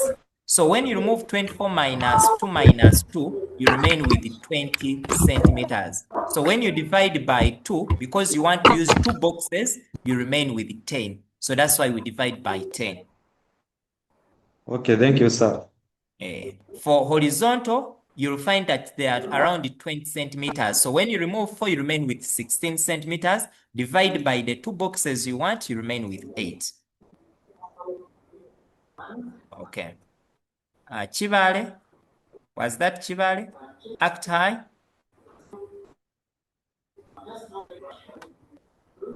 Excuse me, sir. Yes. I'm trying to inquire. We are not so well conversant with drawing the graphs, and we would like for you to maybe pardon for us. Have you understood how we came up with the scale? Not exactly, because this is like the first time. Oh, now, like the way you draw these graphs in the physics is the same way you are going to do this side, eh? So the same do in physics, chemistry. Always what you do, get the highest value minus the lowest value, divide by 10. In case you are dealing with the vertical axis. In case you are dealing with the horizontal axis, get the highest value minus lowest value, divide by 8. Then we have what we call convenient values. So we have 1, 2, 5, maybe 10. Now, when you are dealing with these ones, when you are increasing, you keep on multiplying by the multiple of 10, such that you get 10, 20, 50, 100, 100, 200, 500, 1000, something like that. So you keep on multiplying by 10 by 10. In case the values are small, you keep on dividing by 10 by 10 by 10, like that. Then after that, you are going to find out this value you have obtained after subtracting the highest minus lowest. Take an highest minus lowest. The value you get, let me say you have obtained maybe 400. Come and check, where does 400 lie? That 400 is between 200 and 500. So you take the highest value between the two, which is now 500. And that one becomes your scale. Then number 2, always study the kind of graph. I want, dear students, whenever you are dealing with these graphs, look at the graph very well. There are graphs that are going to, whenever you notice that the graph you are plotting is in this form, there is x squared plus b what. When the highest power on the varying variable is 2, then that one must be a curve. As long as the highest power is 2, you have 3 and the rest, those ones are curves. Anything beyond a power of 1, get a curve. So please take note of that, because when you look at what we had was h squared, the moment you notice that the highest power in the equation you have is more than 1, 2, 3, and the rest of that, then you need to know that you are coming up with a curve. So there you need to use your free hand to come up with the sketch. Okay, so give me a minute as you interpret.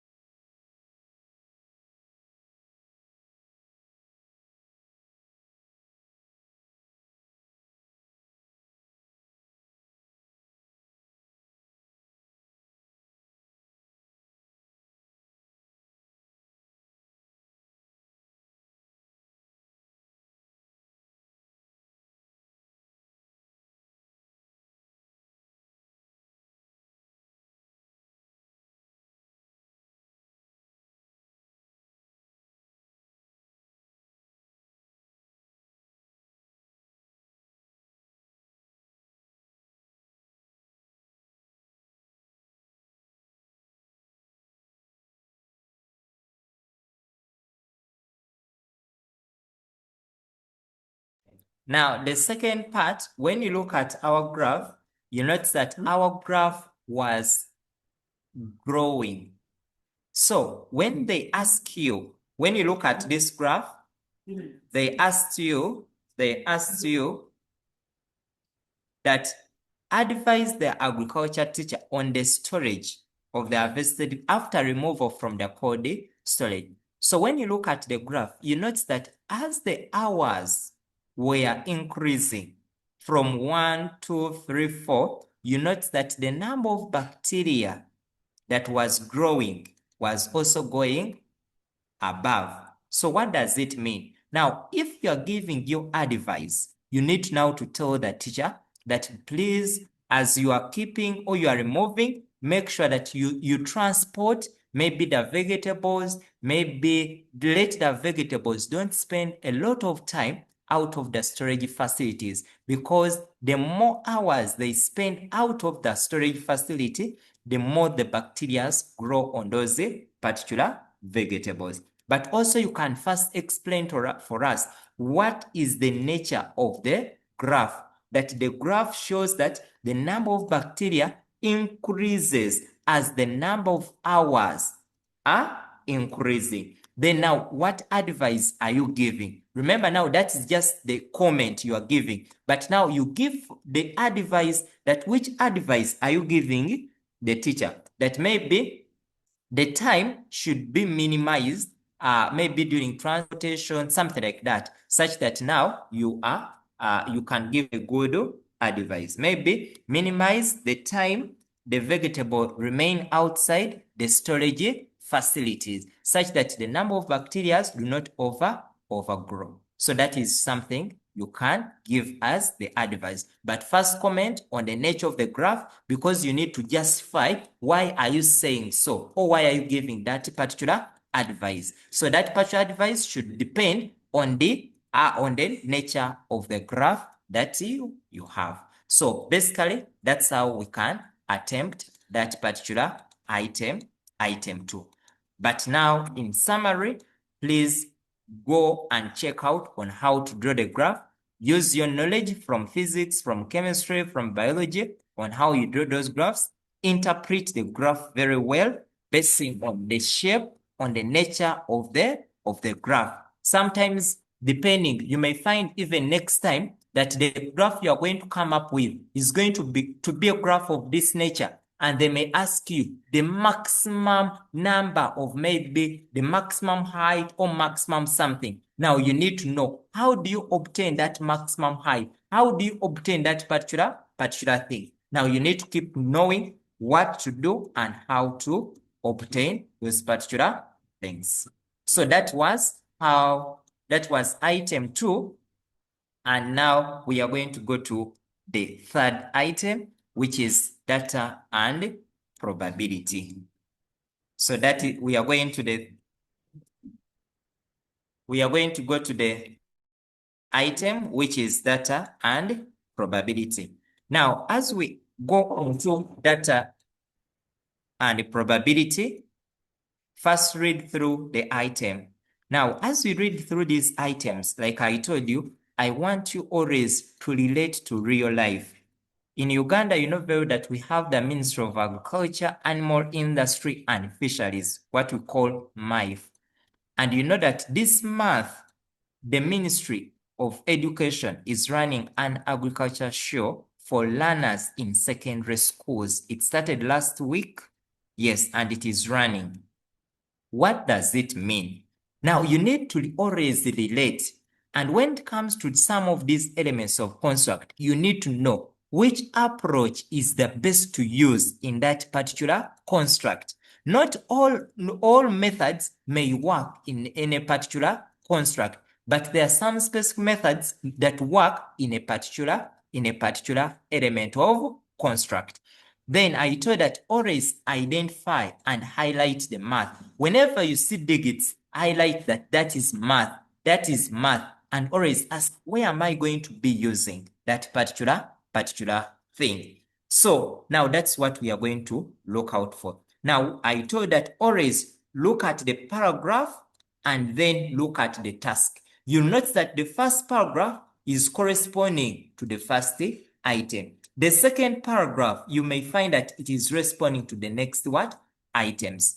Now, when you look at this item is combining two topics. It has an item on spontaneous equation, but when you look at the spontaneous equation, they are very specific. Whenever you find an item of spontaneous equation in data and probability, then the best approach to use is using the matrix method, because data and probability, we are looking at the ability of a learner to be able to organize data in form of rows, in form of columns, and how you present this data. So when you find an item concerning spontaneous equation, in data and probability, then the best approach to use is the matrix method, whether you have been told or not, because there we are looking at how are you able to organize your data. Then when you look at the second part is looking at the Venn diagram. And you notice that here they did not ask for probability. So here we are looking at Venn diagrams that you cover in Senior 2 Term 3. So that is it. So allow me now to first take you to Ginger, such that some of you can have a touch on what is happening there. So when you look at my screen, this is the entrance to the agriculture show in Ginger. And these are some of the people who are exhibiting. And when you look at the screen, these are the students that are learning about agriculture. Now, whenever you read the scenario, I want you to first relate to real life. What is happening in real life? When you look at my screen, those are some of the things that are in the agriculture show. There are different exhibitors that are doing the exhibitions. And when you look at the screen, you can note that that was on Monday last week when the Minister of Education was opening up the agriculture show, and the students were explaining about the different things they are exhibiting. Now, after understanding what the item is all about in real life, then now you can start to attempt, because here now you have the knowledge on what is really happening. Now, when you read through the scenario, you notice that here I'm showing you about the agriculture. I'm showing you about the different segments in the scenario. The scenario talked about crop production. So these are crops, these are cabbages. The scenario talked about animal production.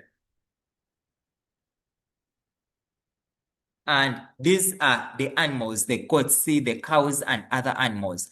Then the scenario talked about the technology, and these are the different technological facilities that we have in the show. Now, after you relating to real life, then now you can go on and now start attempting and responding accordingly, because now it becomes very easy if you are able to relate what is happening in real life with the scenario. Now, the first part, they told that the Ministry of Agriculture, Animal Industry and Fisheries organized an agriculture show in Ginger for secondary school learners to promote modern farming practices, but also to have a change in the mindset. So they have told that School A attended the show with 10 teachers and 50 learners, and they paid 200,000 as the admission fee, while School B attended with 15 teachers and 60 learners, and they paid. Then Part A organized the information in rows and columns, and hence determined the fee charged for a teacher and for a learner. Now, what are you going to do? You are going to summarize your data.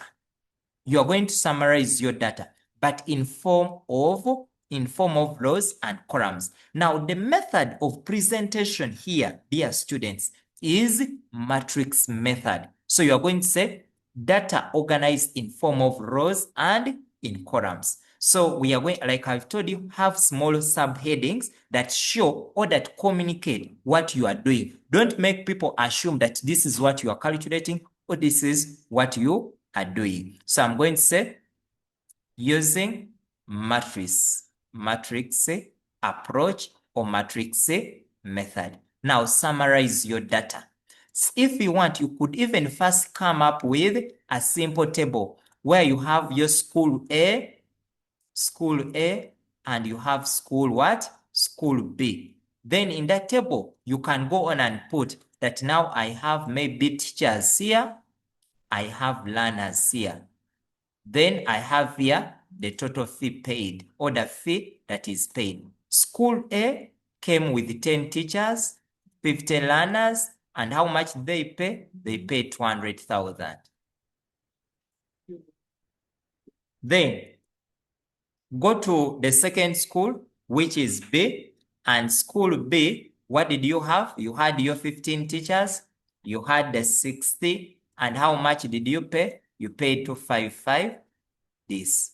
Now summarize. Remember they have to inform of programs. So I'm going to first have the first matrix. I'm going to have matrix for teachers and learners. Matrix showing teachers and learners. So I'm going to come here and I put my matrix here. This here, I'm going to say that I have 10, I have 15, I have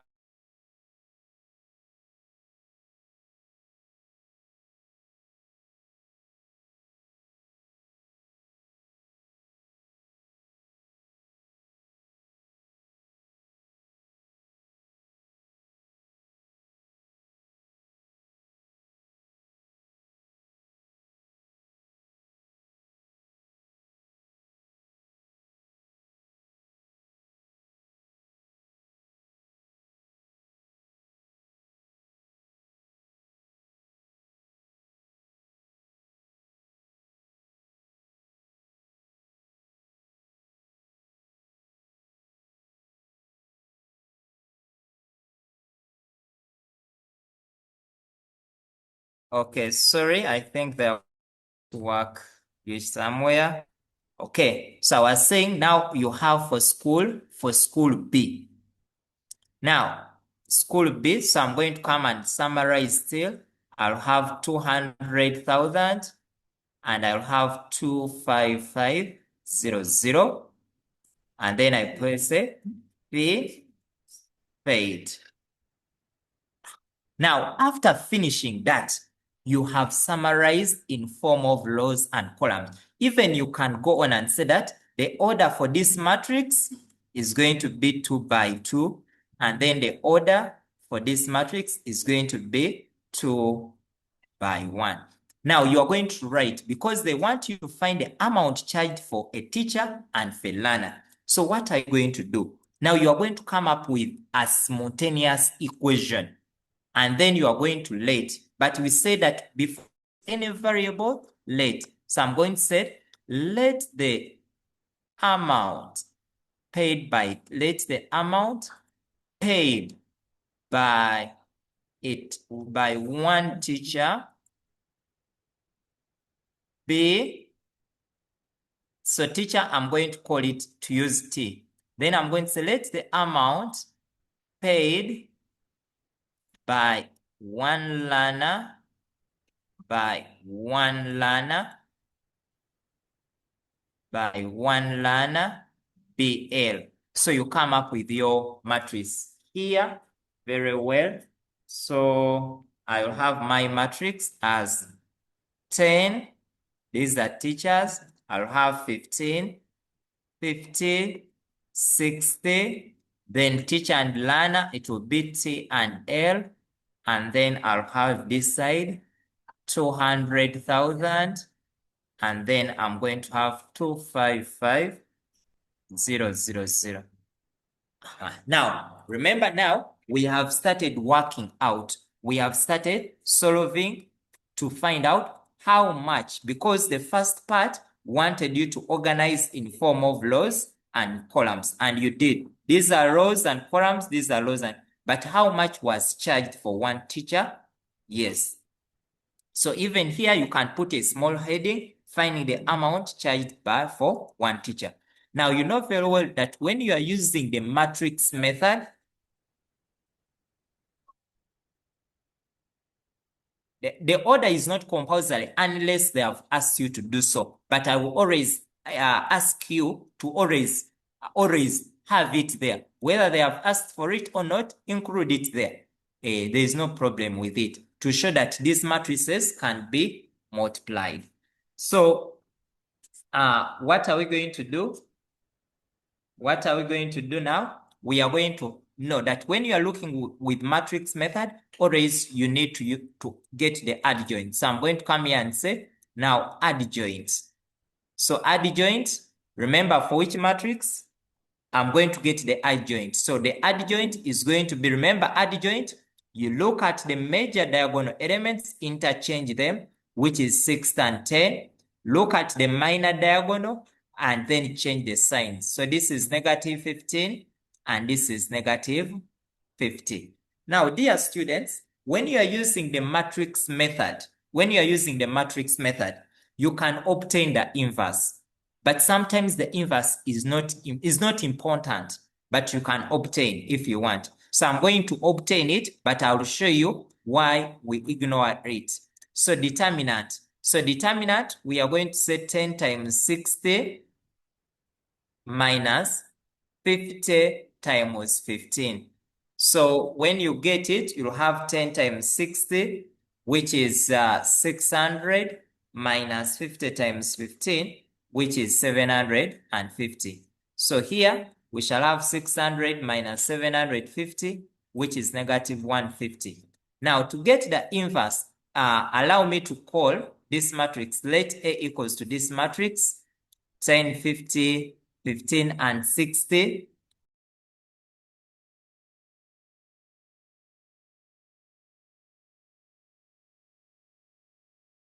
So 10 and 50. So you can obtain your inverse. So our inverse, the inverse is going to be 1 out of 150 negative into 60, negative 15, negative 50, and 10. Now, dear students, because many times you get challenges with multiplying, please and please never write your inverse inside. Leave it outside. But like I've said, that since this determinant is a scalar, it cancels out. It's going to cancel out. So now here I'm going to just say negative 1 out of 50. Remember, the matrix you get your inverse pre-multiplies. So this is negative 50, 10 into the 10, the 15, 50, 60, into TL, and then this side will equal to negative 150 into 60, negative 50, negative 15, 10, and then this side I'll have 200,000, and then this side I'll have 25500. Now, what are you noticing? You notice that this is the same as this side. Now, these two can cancel out. That's why we always sometimes say, even if you just multiply by the adjoint, it's still very, very what? Very fine. Even if you do not do that. So we can just multiply and then we get there. So allow me to say now, it is just a matter of us always getting our adjoint and then multiply it times the what? The matrix. So here we shall have 10, 50, 15, 60. Then we shall have our T and L equals to 60, negative 50, negative 15, 10. And then this side you have your 200,000 and then the 255,000. Now, when it comes to these matrices, always multiply row by column. This row multiply by the column. This row multiply by the what? By the column. But you are going to allow me to multiply and then I show, because some of us may not know. So it will be 60 times 10 plus negative 50 times 15. So show you working clearly. Then that is for the first one. Then go to the next one. 60 times your 50 plus negative 50 times 60. Go to the next one. Negative 15 times 10 plus 10 times 15. Go to the next one. Negative 15 times 50 plus 10 times 60. Remember, you're multiplying row by the column. So this is going to be T, L, and then also multiply this side very well. You are going to allow me not to multiply. This is 60, but they may not fit. 200,000, then plus negative 50 times the 255. Then this is going to be negative 15 times 200,000 plus 10 times the other. Because they are not fitting, allow me not to put. So at the end of the day, you are going to end up here 150, 0, 0, negative 150 into T, L, and this side we shall have negative 750,000, and here you are going to have negative 450,000. So then you multiply again. So when you multiply again, here we end up with negative 150T, and then we shall end up with negative 50L, and then you equate to negative 750,000 and negative 450,000. Now here, remember, from your equality of matrices, you just equate the two. So we are going to equate the negative 150 to the other, equate the negative 140 to the other. So allow me to go back and so we are going to end up here obtaining our negative 150 of t equals to negative 750,000. So you divide by negative 150, divide by negative 150, and your t will equal to, I think that is 5,000. Do the same, negative 150L equals to negative 450,000, divided by negative 150, divided by negative 150, and your L will equal to 3,000. Remember, these are shillings, then these are shillings. Like I've told you, always go back and respond to the what? To the item. So we are going to come back, and then respond. Because they ask you, determine the admission fee charged for one teacher and one learner. So you're going to make a conclusion and say that the amount, or the teacher is charged shillings 5,000 and one learner is charged shillings 3,000. So may I take on some questions?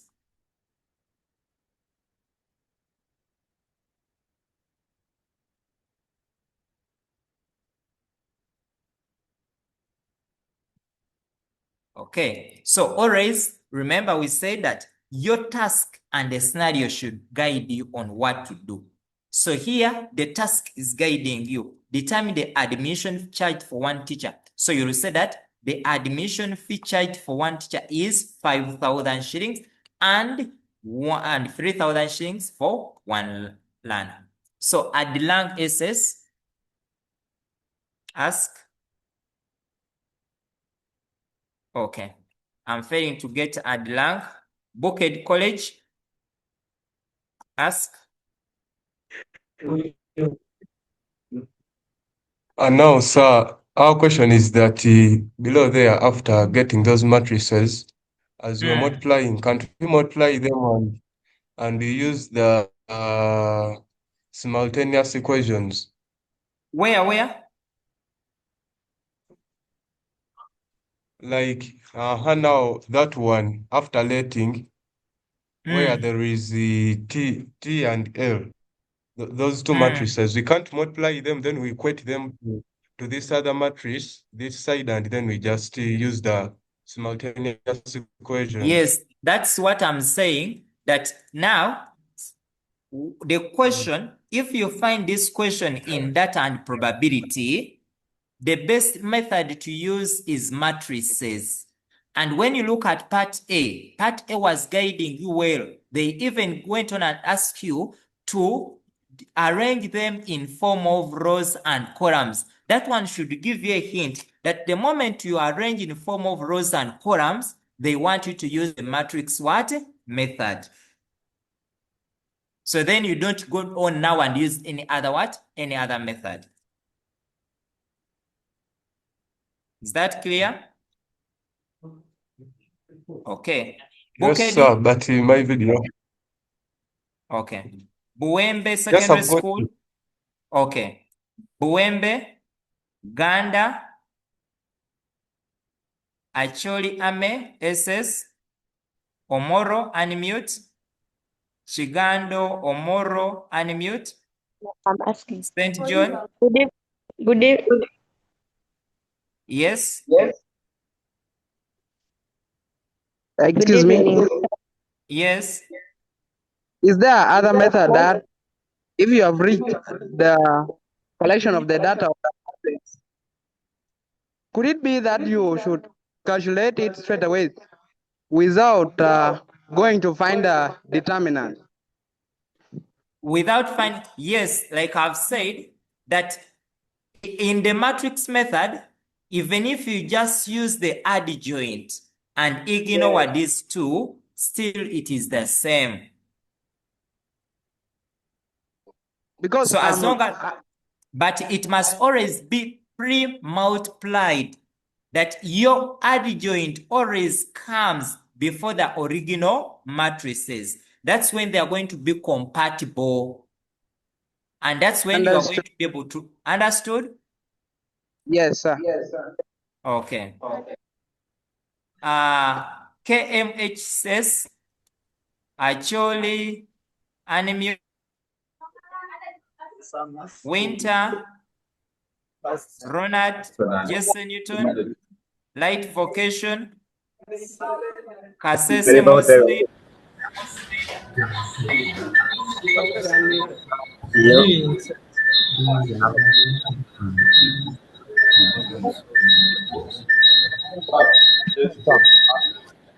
Yes, ask.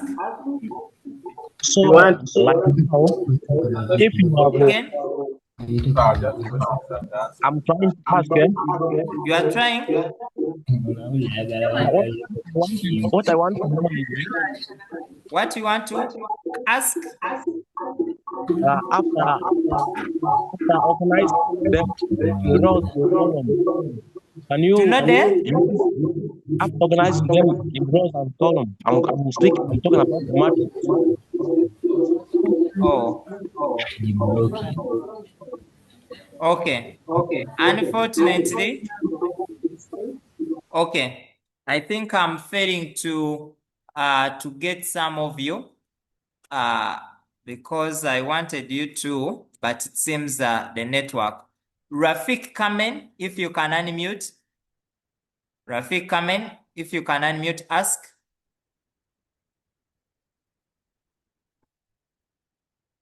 The person who has a question from Rafik. Good evening, sir. Yes, good evening. For me, I have a question saying that what if I don't use that method of the matrix and I use that one of simultaneous? Can't they mark me? Now, we do not have any method called simultaneous, but the methods are elimination, graphical substitution, and matrix method. But like I've said, that once you are in the end of data and probability, once you read the first part, when it is analyzed data, then in form of rows and columns, that is an indicator that they want you to use matrix method. So using any other method is not going to work. You'll get the answer, but you are not going to be scored according. Hope it is okay. Yes. Okay. Saint Joe, unmute. I was asking. Saint Joe, ask. I was asking facilitator that. Okay. Okay. Now you are going to allow that we are going to end here this session. We have not completed all the tasks, but we shall complete the tasks if nothing changes on Wednesday instead of physics. We shall complete the tasks on Wednesday and we shall be able to respond to the different concerns on Wednesday when we have time, because now it is time for supper and we want you to first have supper.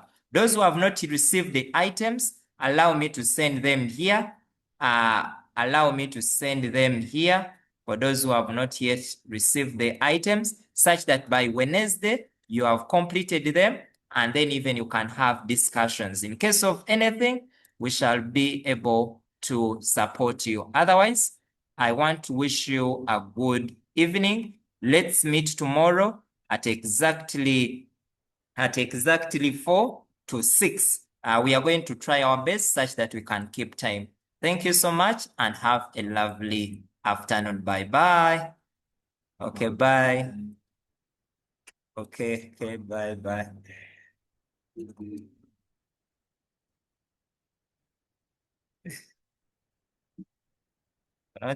Okay, let me.